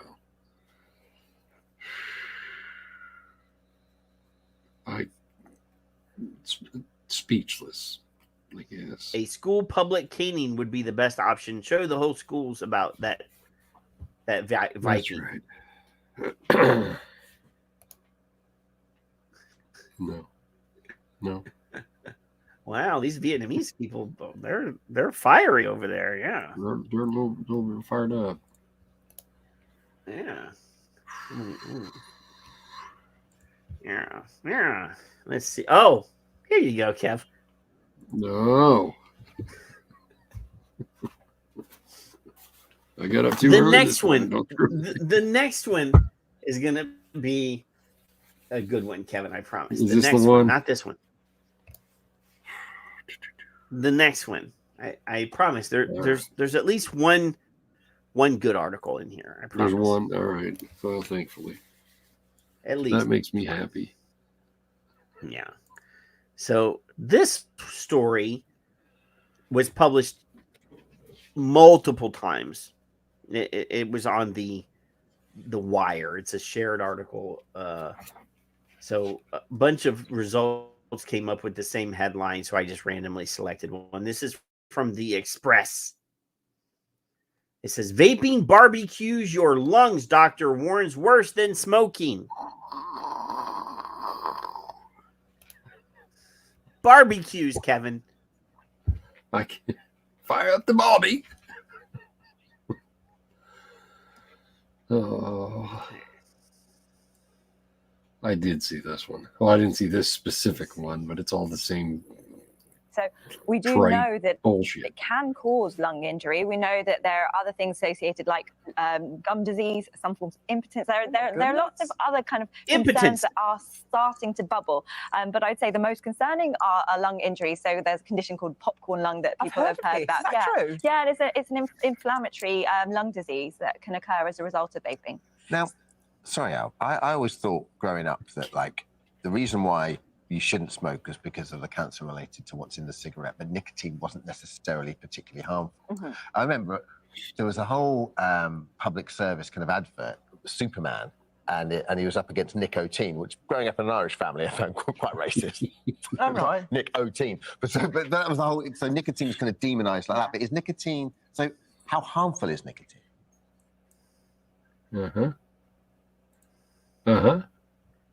How harmful is nicotine? Anyway, health reporter specializing in medical studies, symptoms of disease and conditions, real life stories, and the blah, blah, blah.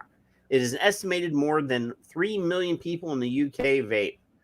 A doctor has shared his concerns that millions of young people could be putting themselves at risk of needing lung transplants due to a common habit. Dr. Brian Boxer Wackler, an eye surgeon from California, warned that vaping essentially barbecues the lungs in a shocking new video via his TikTok channel. The health expert explained why he thought vaping e-cigarettes is more dangerous than smoking tobacco. Now, to put this into some context, oh, do please. There's a guy. His name is Rand Paul. Yeah, not Ron Paul. Rand Paul, the offspring of Ron Paul, who is an eye doctor. He's an ophthalmologist. Yep. Now, that does not make him an eye expert, or that makes him an eye expert, excuse me. That does not make him a medical expert.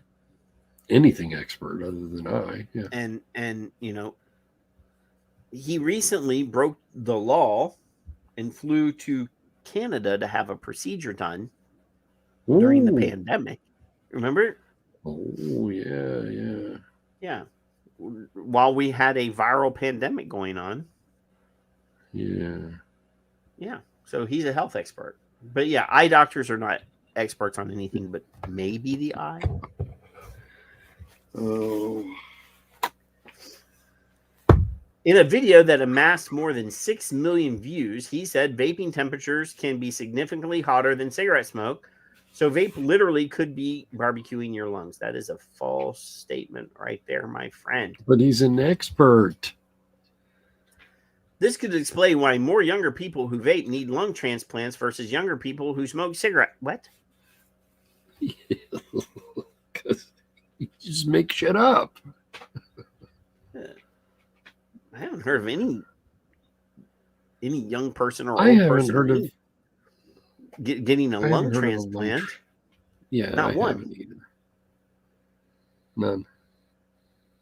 None. It is still widely believed in the medical community that vaping is safer than smoking due to risks of cancer. However, research conducted in recent years has found that vaping poses a range of serious health risks, with the lungs and heart most affected. One study published by the Journal of Nuclear Medicine found that vaping causes greater inflammation to the lungs compared to smoking.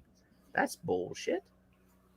Well, and this year, the American Heart Association revealed that the combination of nicotine, thickeners, solvents, and flavors in vape e-cigarettes poses greater risk to heart health than smoking cigarettes.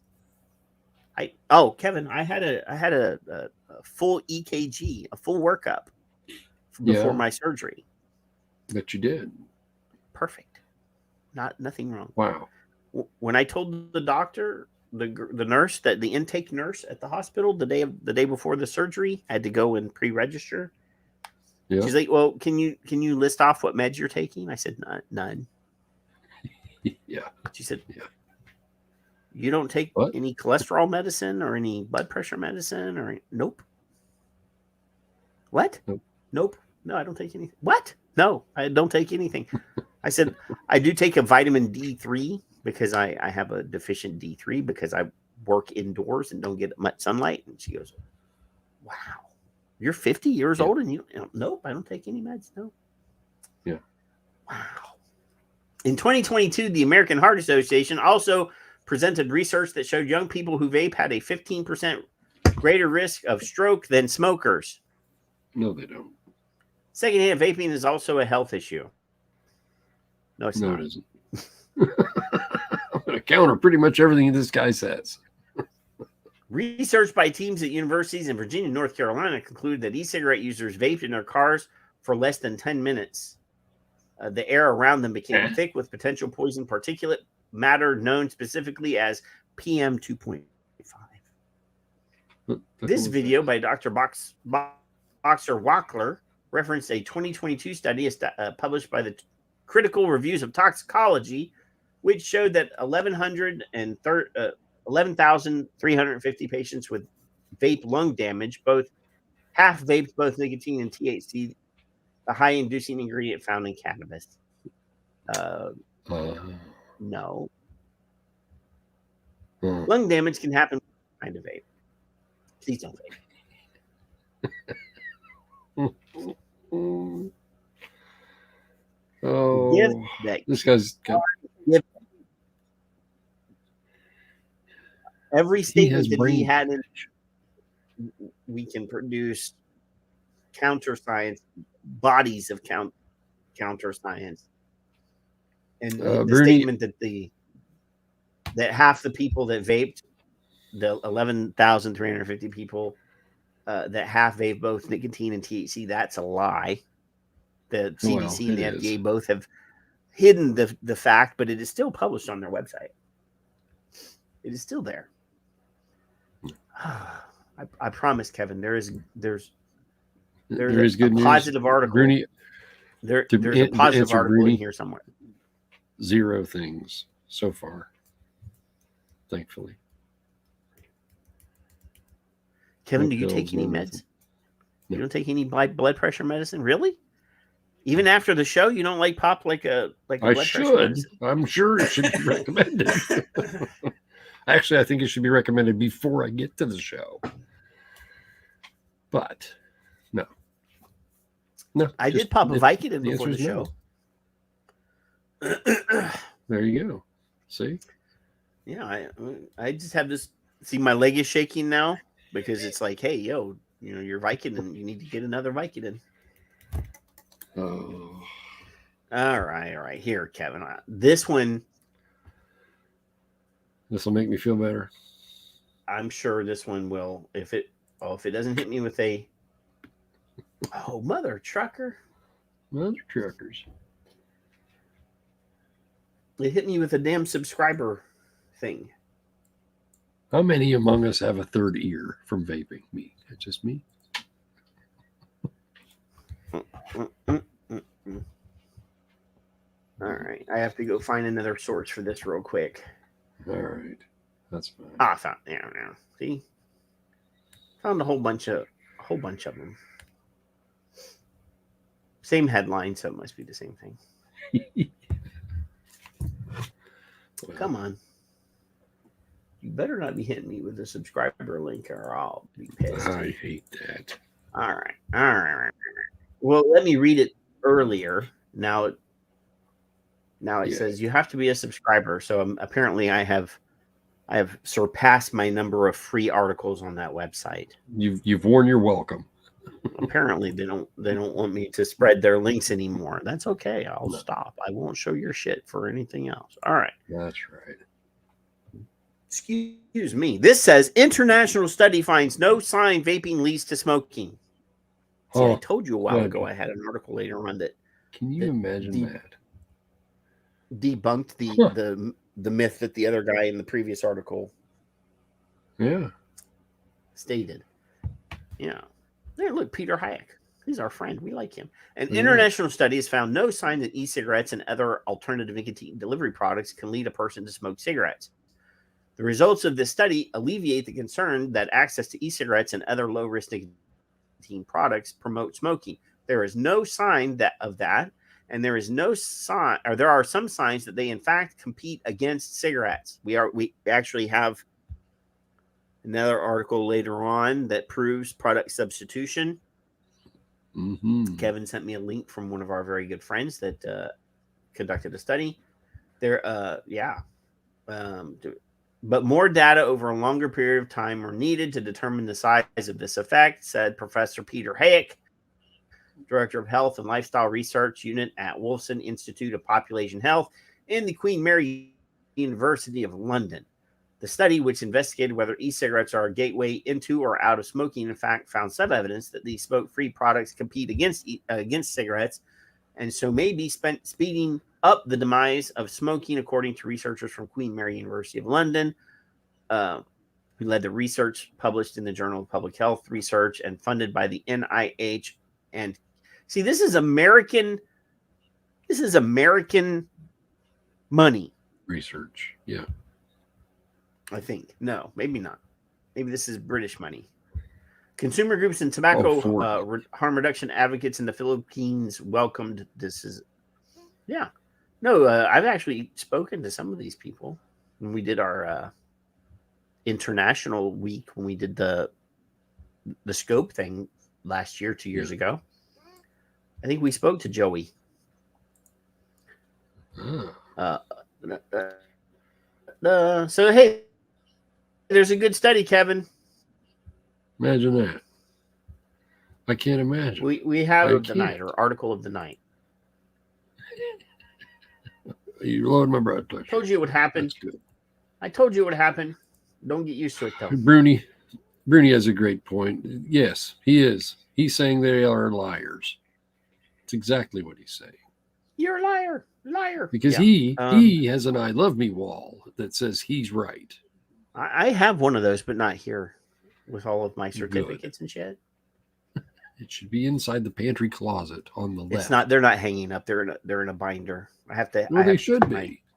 You should be proud of it. You should be proud. You worked hard for that. I get that. So, Kevin, this week you sent me a link to a tweet, and you said this is not the tweet of the week. This is not the tweet of the week. This is not the tweet of the week, but it is. That is correct. A somewhat maybe positive tweet or X post. I didn't say that, but all right, I'll go with it. Somewhat. If that's what you think, all right. I always have a knee-jerk reaction when I have a politician who is vocally. I mean, I know there are other politicians that vape. Apparently, we got one broad getting jacking off a boyfriend in the fucking play while vaping, making us all look bad. Fair. It's not fair. I know that's not her, but that works. Go ahead. She was jacking her boyfriend off right there in the fucking play. I don't know what the fuck they were doing. Who knows? She wasn't vaping nicotine, though. She vaping something else, like some crystal meth. I mean, she's trailer trash. But anyway, and I'm a fucking Republican, and I'm saying that. This is the best we got. That's all I know. So Drew Johnson, he's running in Nevada. Yeah. Says, question. This is Drew for Nevada here. Question. Why is vaping under attack, even though it's 95% safer than smoking?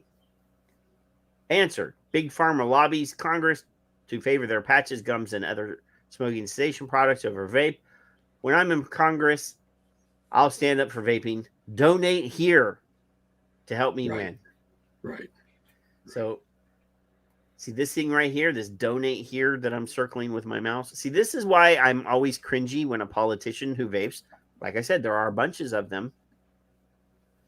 Some of them, they jerk off their boyfriend. Some of them don't. But we've had several guys that have ran who have been vocal about supporting vaping. We had a guy in California who ended up getting convicted of fraud. Hunter something. Yeah, that started a whole thing because I was telling the truth here on the show. And this was when Dimitri owned the network. When we had a fucking network, when it was more than just me. Told him, he told Dimitri, not this guy, but a guy associated with, not Duncan, but another guy. You need to muzzle that boy. Don't let him say shit like that. You don't know that boy. That ain't never gonna happen, Patrick. And then when Dimitri and I were invited to go to an event together here in Texas, I mean, we were going either way. But they told the organizers that we were dangerous because Duncan Hunter was there. Yeah. That we were dangerous and we should not be allowed to be near him. Yeah. And then he ran. The guy that stirred up all this trouble, he ran off. Yeah. He scampered away. But we did talk to Duncan Hunter. We had one-on-one conversations with Duncan Hunter. Yeah. And I still said that he was a crook. Yeah. We have enough crooks, Kevin, in our groups. I appreciate, and don't get me wrong, folks. I'm not saying this guy's a crook, but I always get cringy when I see that donate here link. I really appreciate his effort and his ability to possibly have a larger voice than any of us. I appreciate the meme or the picture or whatever that is. I appreciate the sentiment, comma. I also appreciate Janine's comment below. It says, sorry. Oh, sorry, the one above. Here's a nickel Drew. So you, Patrick, have discussed umpteen fucking times. Well, he's good here, and he's bad where I don't like it here. Whatever the cause, whatever the belief, doesn't matter. And you're going to vote against him because of something else. It doesn't matter what he thinks about vaping. I was on a show. It was not our show. It was the Sample Box show. I think it was the one and only time that they ever invited me to come on their show. Duncan Hunter's an idiot. That's who he is. I'm searching here. I posted it on the medias. Yeah, there it is. I found it. So anyway, let me finish this story before I go to that story. So I was on the Sample Box show, and the guy was like, well, single issue voter, blah blah blah, and I'm like, that's a fucking myth. No such thing.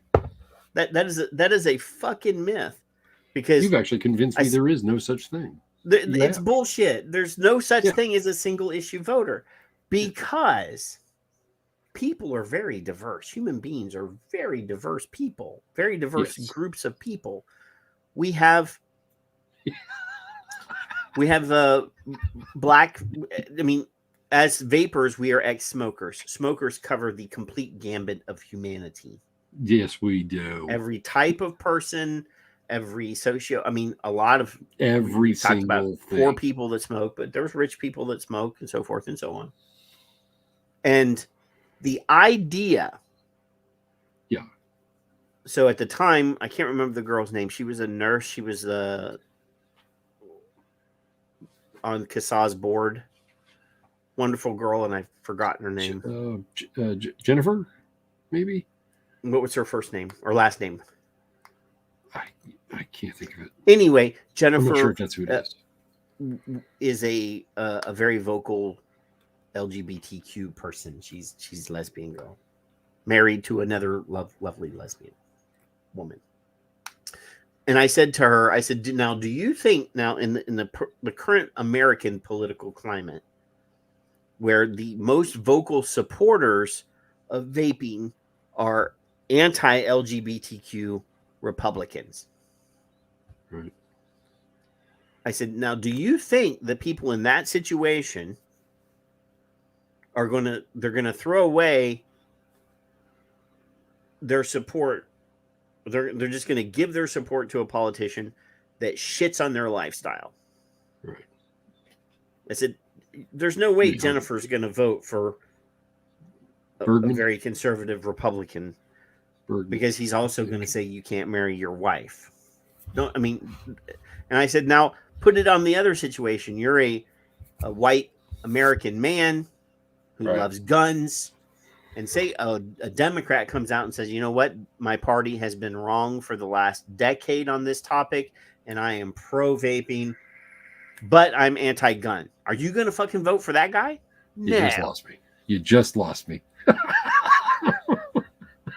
and go fuck yourself. And I said this whole idea that people can, because everybody I mean, I vape, but Kevin, I can make my own vape stuff here. But there's sensible, reasonable deduction when you vote. But let me tell you this: I can't make a fucking gun at home, Kevin. No, you can't. So, and my gun rights are guaranteed by the Constitution. I'm unwilling to say that this guy's full of crap, because I don't know who he is and I don't care. I just saw the tweet. I'm not saying, and I had already seen the tweet. I actually replied to one of the tweets that he was mentioning. Did you? Okay. I didn't know that. But like I said, I'm always a little hesitant when I see a politician, who is vocally pro-vaping, because it comes to bite us in the ass. It bite themselves in the ass. So the last vaping politician we had on this show, we interviewed him, was a little bit crazy. Seemed. Yeah. He Don't know, was a but yeah. little bit crazy. He's, mowing, Nothing wrong with that. Turning Fields into the biggest pro-Trump billboard in the world. Like he had me until he said he was a huge Trump supporter, and sorry, but I'm not voting, for evil. I'm not doing it. But anyway, Janine, back to your question about who Duncan Hunter is. Oh, you're gonna tell her. Vaping. I mean, I went to all the trouble of finding. He was a congressman from California, San Diego veteran, Republican from San Diego. Looks good on paper. Very rare thing. Conservative California politician. It's kind of weird. So far, so good. It does happen. So he was elected before 2018. He was running for re-election in 2018. So he was on his second term. This guy here is Duncan Hunter. I just love these photos. So in 2018, he came to an event here in Texas for fundraising because they called him the vaping congressman. He vaped during a congressional session. During a hearing or session, yeah. During a hearing, he was in a committee. It was an FAA committee about safety, plane safety, and I think vaping on a plane or whatever. And he pulled out his vape and said, "This is not going to cause that." And he starts not blowing clouds, but vaping right there in the fucking. So anyway, while he was running for re-election prior to this event, I did a deep dive on he was investigated by Congress. He'd stolen from a veterans charity he'd used campaign money to pay for a flight, a seat on a plane for his pet rabbit. Check. His kid. Well, there was a huge bill on Steam, which is a video game thing where you can buy video games online or whatever. Like $4,000 worth of video games purchased with campaign money. But he's going to help. But this first term congressman had written legislation that would have created a new department at FDA specifically to regulate vaping. A whole new center a whole new center at FDA. Now, in this particular scene, let me do it. I got the caption. In this particular scene, I have just read his proposed legislation, which was a bill that creates a whole new department at FDA that was one page. Captured these and photos. I said to him, look, I'm saying this right now. I'm saying to him, you see this face? You're a first-term congressman. How the hell do you think you're going to get a bill passed that creates a whole new department at FDA, a whole new multi-billion-dollar department at FDA? Are you stupid? You almost made him cry, didn't you? Here's my caption. Demetrius is saying you're a fucking idiot. Look at Demetrius. Look at his face there. I can't even imagine what he's trying to be diplomatic about. Look at no expression on his face at all. Because Dimitri talked to him before me, and then I talked to him. I think that's how it went. And Shell Hamill is on the other. This is her booth. We're sitting at her booth. Oh, it's going to get worse then. Yeah. We're sitting at her booth. And she's on the other side of this booth. And I swear to God, when I said, "Are you stupid?" I think she fell over. God, I loved her. She was awesome. But yes, this is who Duncan Hunter was. He was investigated and convicted of campaign fraud. This is how spineless and ballless and weak this man is. When he was in trial, when he was at trial being investigated for fraud and campaign finance shenanigans, he said, "You need to look at my wife. She's the one that handles all the money." Oh yeah. So in a nutshell, Demetrius is saying you're an idiot. Just a minute, I'm gonna let you talk to Patrick. Patrick said you're a fucking idiot. And then Shell fell on the floor somewhere across the way. Yeah, and so during there was no I already knew he was a piece of shit. I had already finalized that he was a piece of shit. I had already washed my hands of the situation because there's got to be a recording of the show somewhere where I probably blasted him for every little thing that I could find. And this was before the hearing where he threw his wife under the bus. I'm going to speak for you and I. If Drew, whatever his name is, tweet guy, wants to come on the show and explain to us how this is going to be his platform, I will gladly talk to him. And I'm not saying that he's a crook. I'm just saying every time I see a politician that comes out and tries to interface with us, Johnson, the guy from Iowa, not Iowa. Ron Johnson, right? The one we talked about last week that won and actually recorded a video thanking us for our support. He never asked for money. No. He never asked for money. He asked for us to rally, and he asked for us to, spread the word and get the vote out, but he never came to us with his hand out. Right. That guy did. I agree with the tweet. I like the tweet. That's why I put it on. And I'm not trying to be negative. I'm just saying we need to keep an eye on him because he might be somebody that we can support. It could be. So I don't want to deter you or anyone else. May might could. Just it's an awareness thing for me to give you that tweet specifically. It ain't the tweet of the week. It ain't ever going to be the tweet of the week. Never going to happen. I just thought this is a discussion you and I can have, a conversation as we just did, to inform our friends that if you're new and Janine's not in the States voting, but to know what you're looking at before you go woohoo, because it's no. If that's the biggest thing he's got going, he's probably not going to win. I don't know. Let's hope. Let's hope that he's everything that I'm worrying that he's not. Let's hope that I hope there's way bigger things. I would be very pleased if we found out that he was a stand-up guy. In fact, we would both say, "Oh my God, we were wrong." No, I haven't made any claims that he wasn't a stand-up guy. Right. Now, Duncan Hunter, Janine, piece of shit. He's not a stand-up guy. Demetrius, I love that face he's making.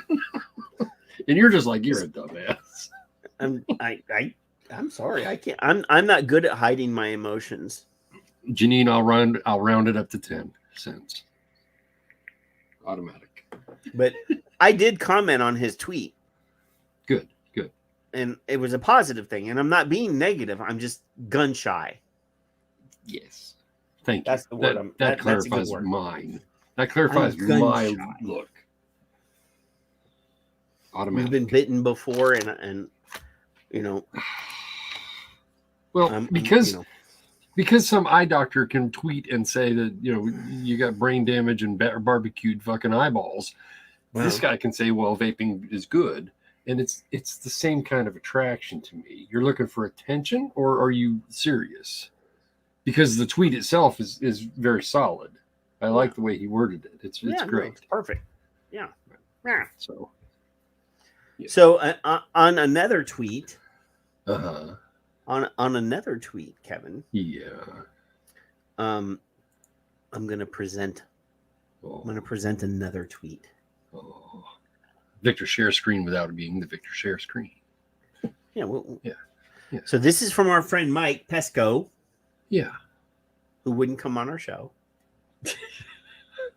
Well, we're chuckleheads, because Charlie doesn't even like us. He had a new kid and couldn't get away from baby, feeding his baby and making sure that his baby's okay. But he did send a compatriot to come on the show, which was fine. Quite a fine one, by the way. Yeah, he spoke very good. I can't say his name. He's got a weird Frenchy name, but okay. All right. So it says here, excited to share a new working paper using sales data through March of 2023 to find that local or state and local laws restricting flavors on e-cigarettes increase cigarette sales, including for cigarette bans disproportionately used by youth. Are you saying that bans make more smokers out of kids? Is that what you're saying? Yes. You sons of bitches. That products now no, because what they're going to say is that vaping leads to smoking. Well, instead of saying banning vaping leads to smoking. Right. Exactly. Yeah. Here are our main TWFE results finding e-cigarette flavor restrictions reduce e-cigarette sales, increase cigarette sales. Results are similar when using the DCDH estimator as well. This is a chart showing cigarettes up and down and so forth and so on. It's statistics. And my wife is taking the statistics class, Kevin. And I have never used Excel before because when I was a kid, we couldn't use a calculator on math classes. We had to do it on paper and show your work. Because you'll never carry a calculator around in your life. That was a very long time ago because apparently now there's formulas in Excel that do everything for you. Oh my God. Yeah. So I'm having to learn Excel so that I can explain to her how to use it. Right. We got a less than favorable grade. We didn't get a failing grade, but we didn't get a great grade on our first project in that class. But I hunkered down and learned Excel. And the second project for that class, I got a 95. There you go. Or my wife got a 95. Well, good for you, y'all. Event studies. Event studies suggest cigarette sales were not increasing in the year leading up to the e-cigarette flavor restrictions, but began to increase immediately after.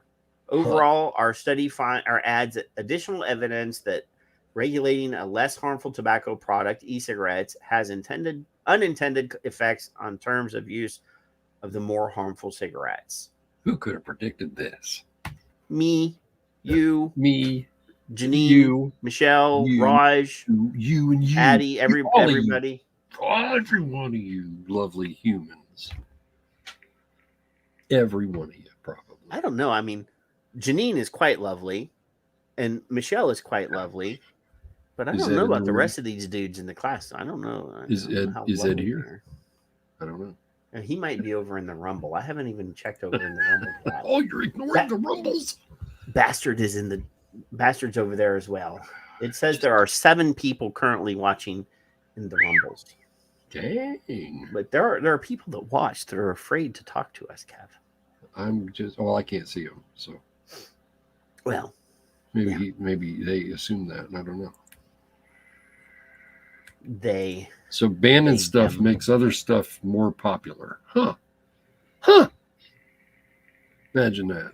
Remember bath salts? How long did it take to get rid of them things? I still use bath salts when I take a bath, Kev. Yeah, but you're not Epsom salts because I'm old, and Epsom salts make your joints feel better.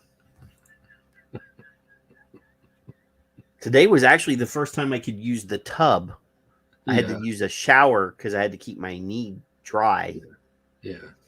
But today they took my stitches out on Wednesday, and they said, you can immerse yourself in water now. I said, thank you. Woohoo! There you go. But, all right. So, we have we have friends. We are like, I don't want to say we have people that are allies that we cross on the social medias. Yes. Right. So Alex Norshia used to work for an outfit called Filter Magazine, right? Yep. Right. So Filter has a YouTube channel I was not aware of. Okay. I didn't know where that they do interviews. So it's called Filter Docs. Ooh. So anyway, recently, either today or yesterday,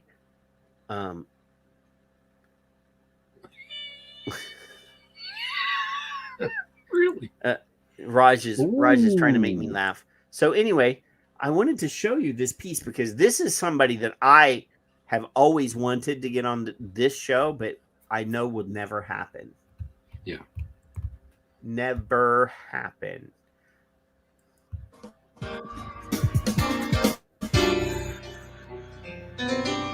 Oh yeah.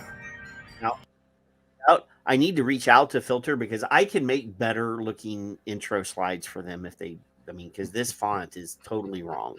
This should never have used this font.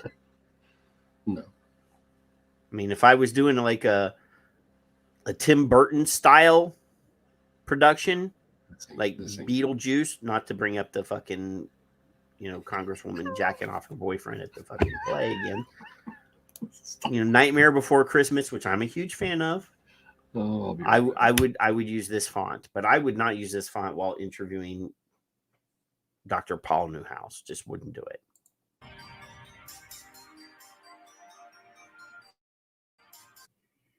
It is a 3.5 minute long video. We're watching the whole thing. I was searching the internet for information about nicotine when I came across this quote. In some ways, I think of nicotine as the perfect psychotropic drug. The nicotine receptors in the brain act as modulators, scanning the system and stimulating what needs to be stimulated and relaxing what needs to be relaxed. That's why you have a smoker who uses a cigarette to wake up and to go to sleep. Those words were spoken by Dr. Paul Newhouse. Dr. Newhouse has been researching nicotine and its effects for over 30 years. He's been involved in dozens of studies. I interviewed him at the Global Forum on Nicotine about all things nicotine. I don't think nicotine actually scans the system in the way you and I would think about that colloquially. What I think happens is that we know that nicotinic receptors in the there's that word that we talked about in the brain, nicotinic receptors. Brain act as modulators. They modulate other neurotransmitter systems. They act as gain amplifiers and under some circumstances, but they can also activate inhibitory systems. So yes, they can regulate the activity up or down of different neuronal systems. Stimulating nicotinic receptors can, under certain circumstances, make us more attentive or can make us more relaxed, depending on initial conditions, depending on what our state is at the moment. So that's why we could say nicotine is a psychotropic drug, because it tends to modulate up or down depending on how we are doing at the moment. So all the time that we're talking about how they help regulate brain chemistry, they improve people's mental focus, they calm down people that are ADHD, they improve people like me that are bipolar, except that I'm usually up and not down. They keep us on the even line. People that have other problems. We had, our friend from the UK on, and we had the cranky old broad on to discuss how, how nicotine improves Richard's conditions, helps improve Skip's conditions. It helps keep everything steady. It can regulate down chemicals in the brain that make you agitated. It can regulate up chemicals in your brain that make you depressed, help you keep that line of just keep you leveled out. That's what he just said, Kev.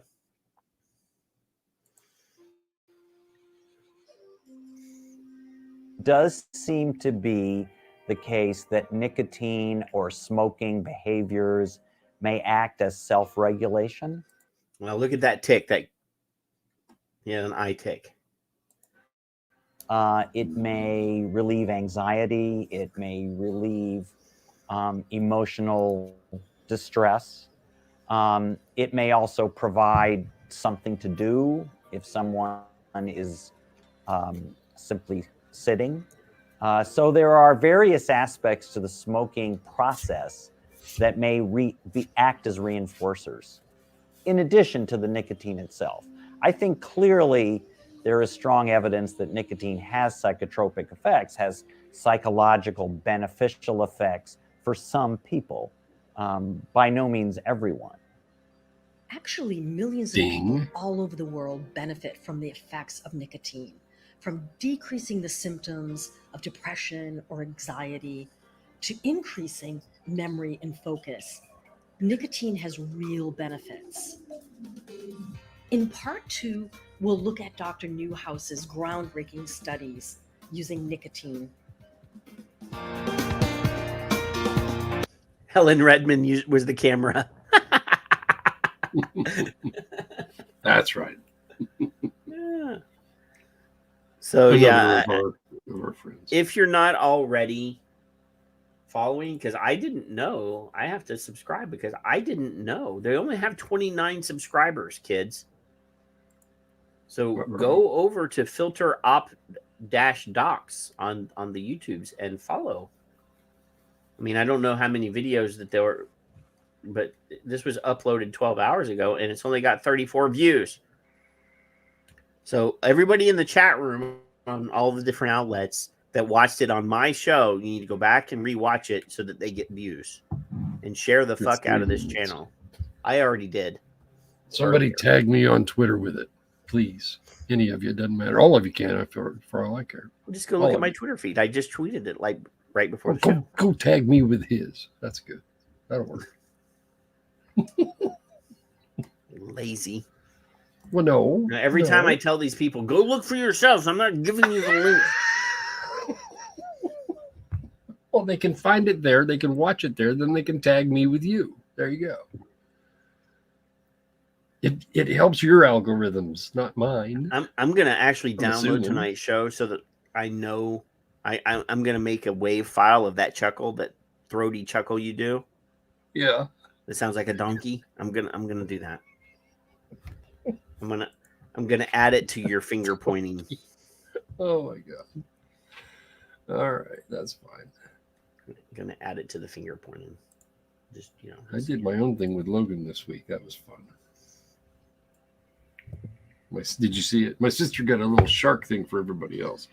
A little shark thing. I put it on my head, and he's thanking his great auntie Ellen, my sister, who bought it thinking it would be funny. Well, he said thank you, and I said, great, Auntie Ellen. And then a few seconds later, I said something else, and it popped off my head, and it was funny, and that was cute, and that's all. Mm-hmm. I'm looking like a dork either way, and I don't care.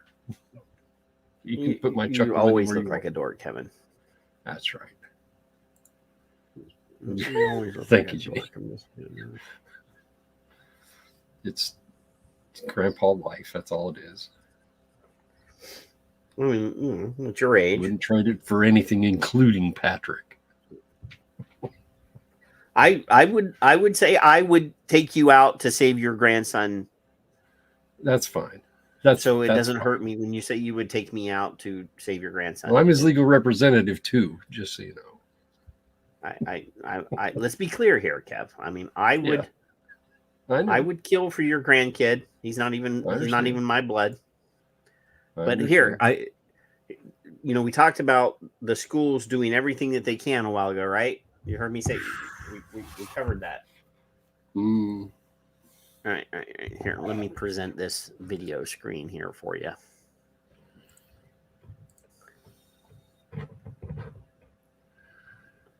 There we go. Story tonight, administrators at a local high school are stepping up patrols near the boys' bathroom after a fight broke out while there were more than 20 students in that bathroom. And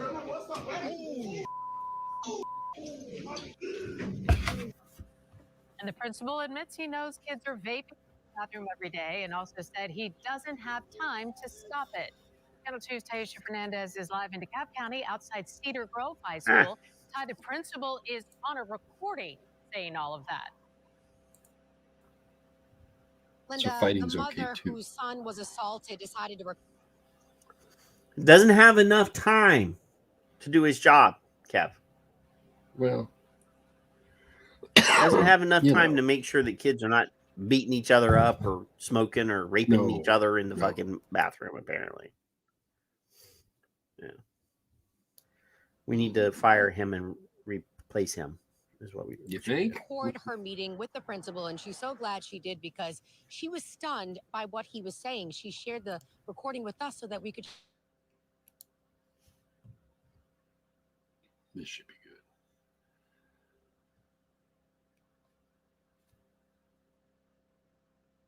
Stephanie Barnes is the mother of the 17-year-old who was assaulted by another student 2 weeks ago. It was very scary. I immediately reached out to the school board and the principal. Several boys were vaping in this bathroom, and even though this mom said her son was wrong for being in there, she was concerned about all these kids in the bathroom at one time. So she recorded her conversation with the principal the next day and then shared it with us later. The fact that there are 20 plus kids in that video, in that bathroom, unsupervised, is ridiculous. So you want us to be in the bathroom? I want somebody, there should be 20 children in there. You are absolutely right, man, and that happens every day. And regardless of what you want us to do, because I talk to your job. I go in there every day. It happens every day. I don't have time every day to watch them go in the bathroom because they want to vape. Principal Clifton Spears goes on to say that there are teachers close by when this is happening. Okay, and at no point does the teacher go in and see all these children going in. Teachers, that's not their responsibility to go in the bathroom. To see that there's 20-something students in here, that's negligent. That is negligence out loud. District administrators ended up reducing the suspension for her son from 10 days to 5 days after seeing this video, and said in a statement that since the incident, Cedar Grove High School has implemented extra security protocols and monitoring to reduce bathroom overcrowding before and during school hours. I got a question, Patrick. Do adult I'm teachers listening. have to? Do adult teachers have to pee? Of course they do. They do. I got an idea. Well, let me dude, just run. I'm an adult, and I have to get up twice in the middle of the night to go pee now. So I got to get up twice, and then I got to get up again while I'm getting up. So what I'm thinking is maybe the teachers that are gentlemen, they go in the men's room. I don't want to go into all that, but and the women would go in the women's bathroom, and they take a whiz when they gotta, and that might help deter some of that. Generally, 20 kids just to go in and I take don't know a that piss. I don't know that there were 20 kids in that bathroom. I There didn't were a see bunch of 20, kids but- in that bathroom. I didn't see 20. Sure. All right. So sure. How about during class? Yeah. You know, monitoring who's out of the classroom. As a teacher, you're supposed to be observing the kids that are your responsibility, mm-hmm. and making sure that a bunch of them all ain't out at the same time, which is what the rule was when I was a kid. 6 There was syllables, a Patrick. We had a hall pass. And Yeah. there was only so many hall Yes. passes. So did we. And in between classes, teachers should probably walk to the door of their classroom. Yeah. In between, so that they can, see who's walking in the hallways and what's going on right in front of them in their classrooms. And maybe the teacher that is room is near the bathrooms could kind of keep an eye on how many people are going in and out of the bathroom. You don't have to go in there. Right.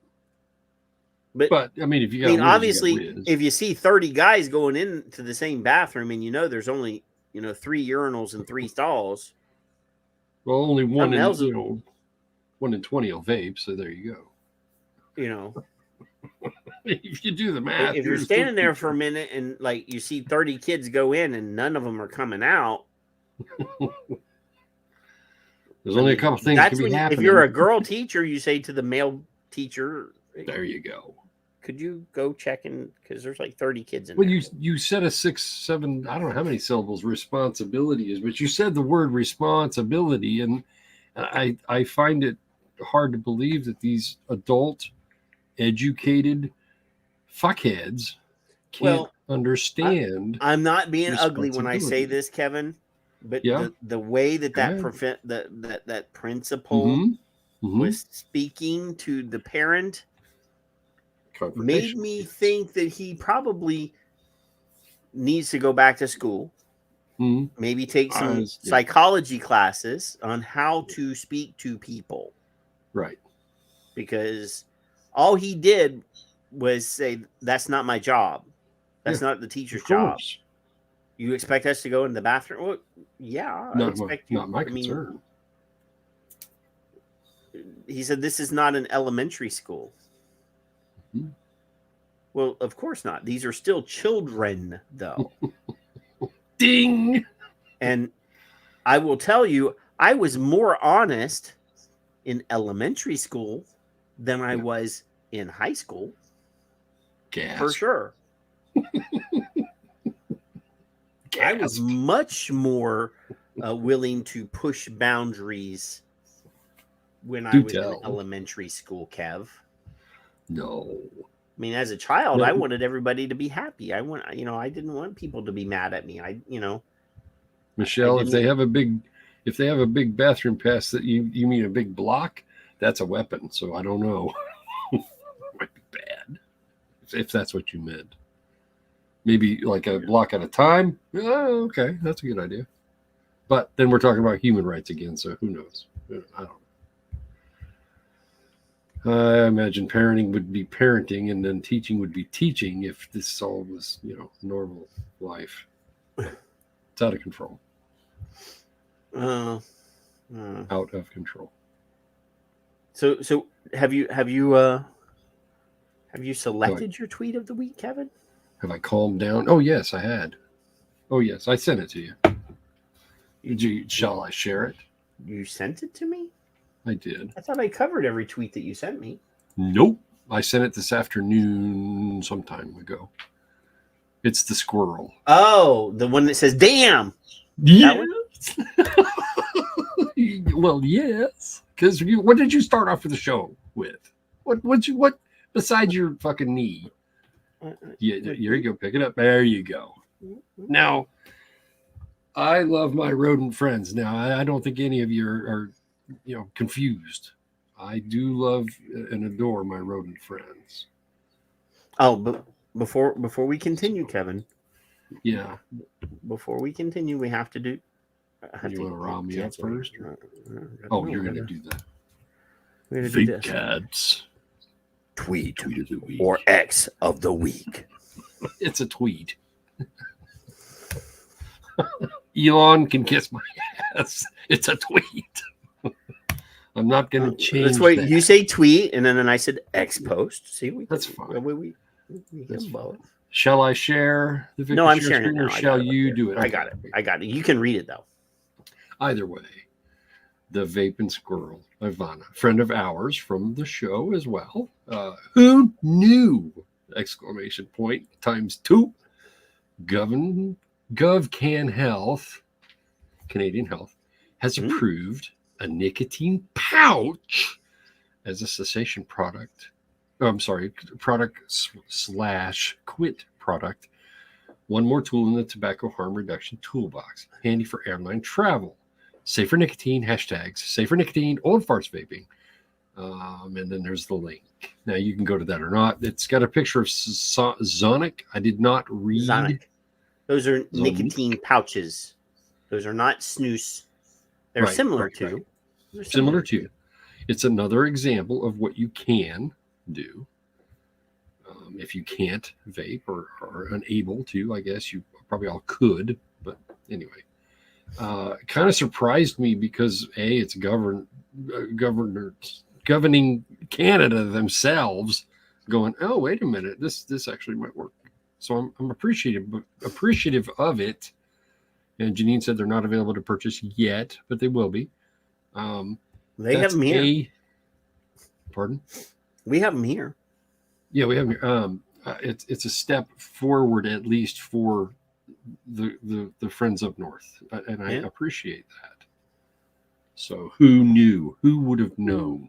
Of all things. Now, if they can continue looking at alternate ways of safer nicotine, Jeffrey's hashtag, I believe,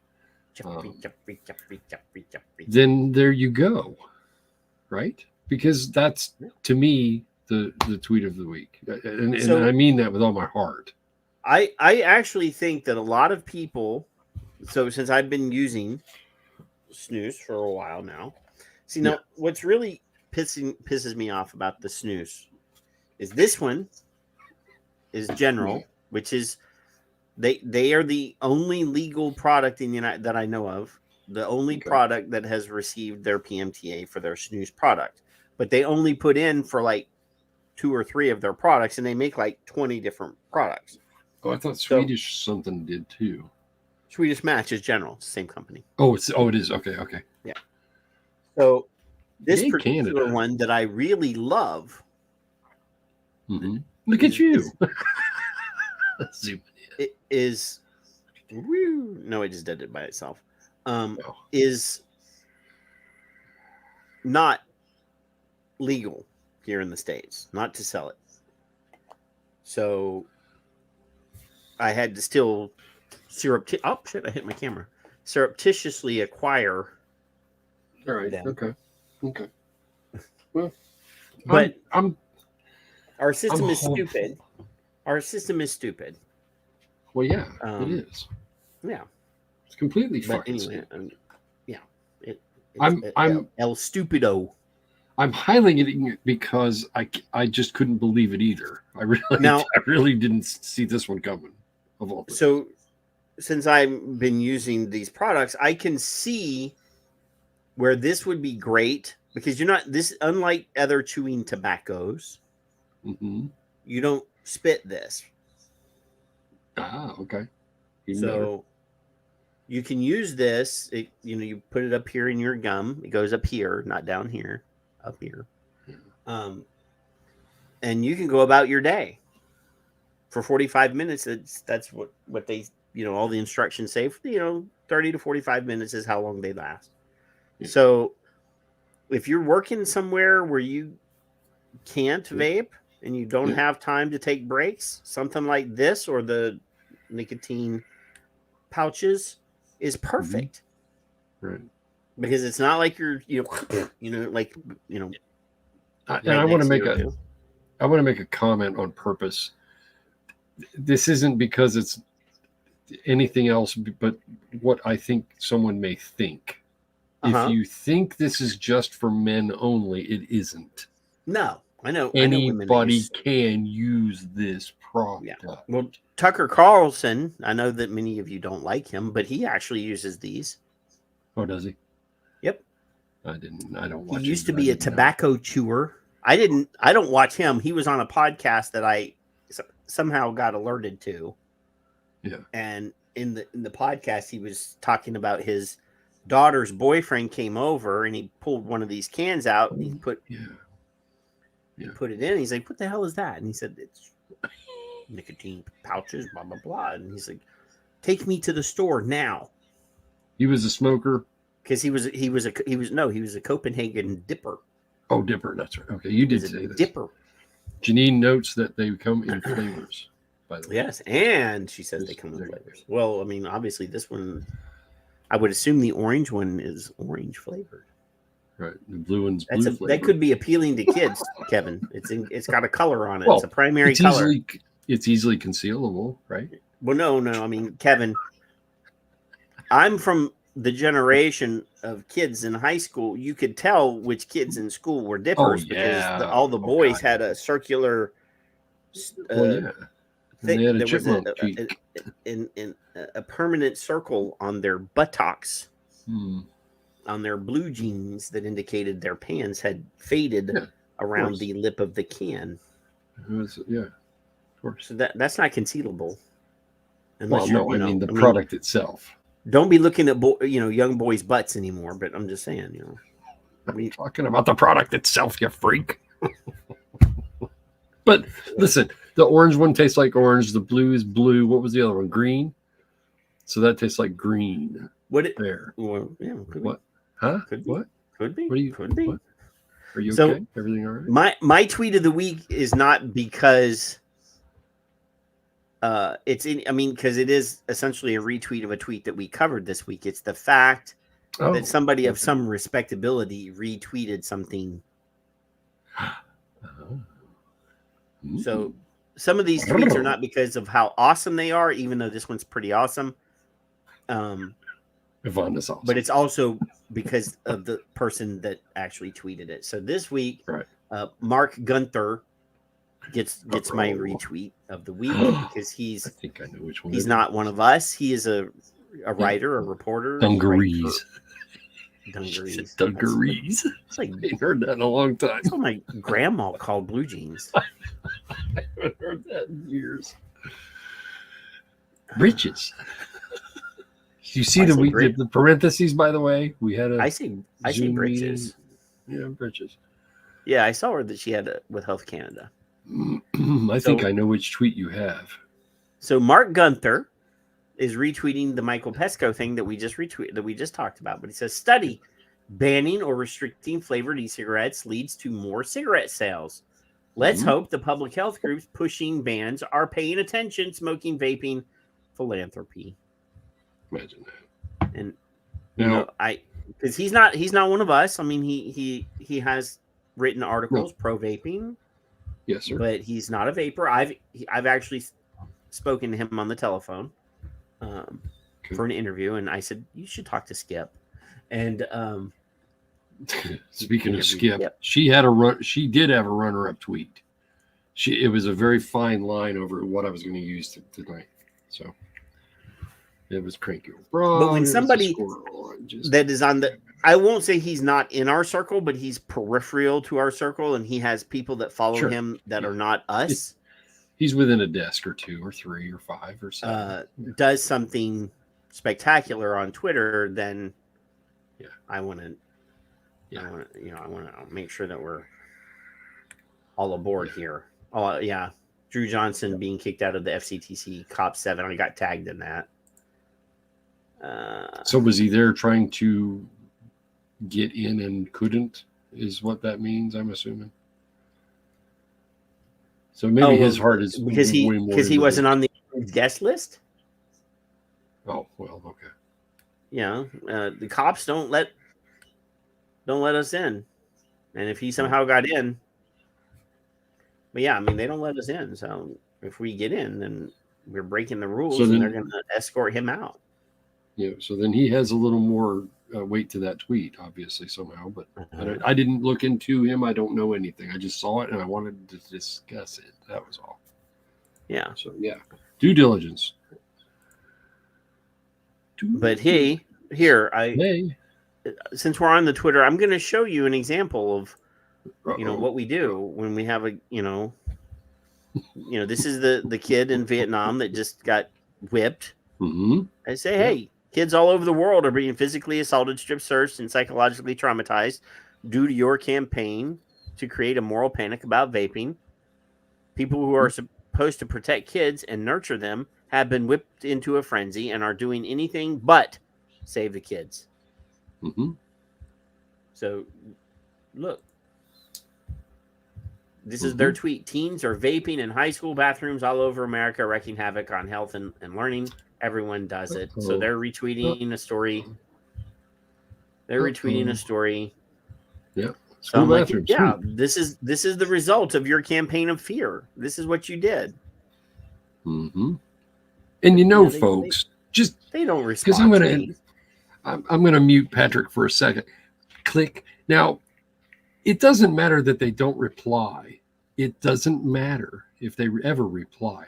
And the reason that I want you, or I try to tell you, if I don't want you to, I want you to do what you want, but I suggest you tweet under, over, around, to, at, near, towards these organizations, is because that's a record that Patrick has done so, and including that one, which was also a borderline tweet of the week, by the way, because of the way it was worded. We're not allowed. But I can't. Yeah, I can't do you. There's no. So this week, Dickie announced that him and Ron Wyden and Congressman Raja, they sucked another one in, had decided that they were going to bipartisanly, bicamerally, because this guy's congressman, this guy's a senator, this guy's a congressman, was going to author legislation, you know, to demand the FDA do their job or something like that. So I'm like, hey, when you spend years causing a moral panic, spreading lies to scare people about how evil vaping is, you make it okay to abuse kids that vape. No child should use these products, and it's already illegal for them to buy. How about putting some effort into enforcing the law and educating adults who smoke on how to quit or quit with an e-cigarette, and teach kids that they shouldn't vape? You can do both, you know, surprisingly. Yeah. But no, it's easier to scare adults and motivate them to strip search kids, spy on kids, physically assault kids, because that's how you protect the kids. Yeah. Because they ain't got time for all that in Atlanta. And then I, you know, decided to add the bookmark to my massive thread on child abuse. There's 1, 2, 3, 4, 5, 6 on that tweet. 7, 8, 9, 10, 11, 12, 13, 14. Well, that I went to 9. Yeah. 15, 16, 17, 18. And now I have to add number 9 and 10 because the suicide has got to be listed on there, as well as the kid that got hit so hard in the head that his ears are going to ring for the rest of his fucking life. So unbelievable. Care and custody. You're in the care and custody of you. How am I the only, well, not the only one. How am I focused so much on this topic? And I don't have kids that I know of, Kevin. We talked about this a couple weeks ago, and you heard my response. I might amend that, I might not, but you know what? I don't know. I don't know why. How am I? Is it because they're afraid? One? Now, I'm not going to say I'm the only one, because I know Skip is doing this now too. Well, Skip is keeping track now too. Yes. But she has been. I promise you that I don't know. I believe that I'm the first person to have gone back, because she, after I tweeted this, she said, "Where did you get all these links?" How am I, the guy that has no kids, that shouldn't have any fucking dogs in this hunt, the most vocal about this? It seems probably just as pissed off as anybody. Yeah. Well, no, I mean, I work with kids. I don't see pediatric kids anymore. I don't have time. But it's a human. But I used to be a pediatric therapist, but I'm not. I'm a geriatric therapist now. But anyway, yeah. This horrifies me. Well, I said. I want to clarify what I said last week. Last week I said, well, fuck them. That's what I said. And you said, well, I don't know about that. Well, I didn't mean it quite the way I said it, but I kind of do. You know, I do. Yeah. No, Kevin, look at this boy's face. Look at this boy's face from 2 weeks ago. Yeah. That's never going to go away. He's going to have a scar there for the rest of his fucking life. And that's why I'm pissed about it. How do you justify this? I mean, the tendonitis is not it's an internal scar that's going to be there. Every one of these kids that's been strip searched, psychologically, physically, they're going to be psychologically scarred for the rest of their fucking life. There's a picture in one of these of a boy.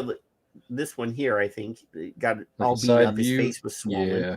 That's him. The preview's gone for some reason on that tweet. It's on his Man, it doesn't even show there. He's that kid's face was swollen. And, how right? How was this not the here? This teacher trading sex for vapes. Yeah, it's not even news. Nobody's catching them on going. Hey. There's a fucking epidemic of child abuse going on. Yeah, vaping causes fucking adults to go stupid. It's a pandemic because it's in America, it's in Canada, it's in the UK now, it's in Malaysia, and it's accepted in Vietnam. How is this cross borders behavior? This is acceptable adult behavior. I don't understand it. And I've asked Pave, and most of you probably seen it. Are you attending this funeral? Or have you attended this funeral? Are you going to show up at this hospital? Did you go to this court hearing? The kid that got murdered? This kid that just killed himself? Come on. No, I mean, my parents, I used the word beating. They spanked me. Like, I was never punched in the face by my mom. My dad never, gave me a bloody nose or anything like that. I got spanked, and it was a sufficient amount of punishment. It's a deterrent. And it worked. Now there is a difference between punishing and there's a different, beating and discipline. Yes, that's fine. Now, physically marking your kid for the rest of, and none of these were parents, by the way. These are all educators. Right. Marking a child for the rest of their life, that is not ever good. That is never right, Kevin. No, and I wish more. I understand. It's like saying that kids can't vape, but if they're smokers, and then I say that, and everybody goes, "Oh, you can't do that." Well, this is kind of along the same lines. I think there's a way to do it, and it's hard to maybe word it at first. But once you do it a time or two, you're probably going to be more comfortable doing so. And I encourage you to find your way and voice to speak up for these kids who can't obviously speak for themselves when they're getting their asses kicked. It ain't right. It ain't right, Kevin. But, all right, guys and girls, that's the last of the YouTube articles because now we have to go over to the Rumbles. Go over to the Rumbles for the last article of the night. Yes, Michelle. We love you, and I hope that you do follow us over there because part of being on that platform is I have to make the show unique for that platform. So the way we do that is we cover one story at the end and maybe have a short re-shooting, and then we call it a night. So we love you. We'll see you in a few minutes if you follow us over there. Eventually, I just think everybody should just go over there, especially since Russell Brand. I'll talk about that over there. Anyway, love you. We'll see you in 27 seconds over there. So anyway, love you. See you there or not in 7 days, if not over there. Bye.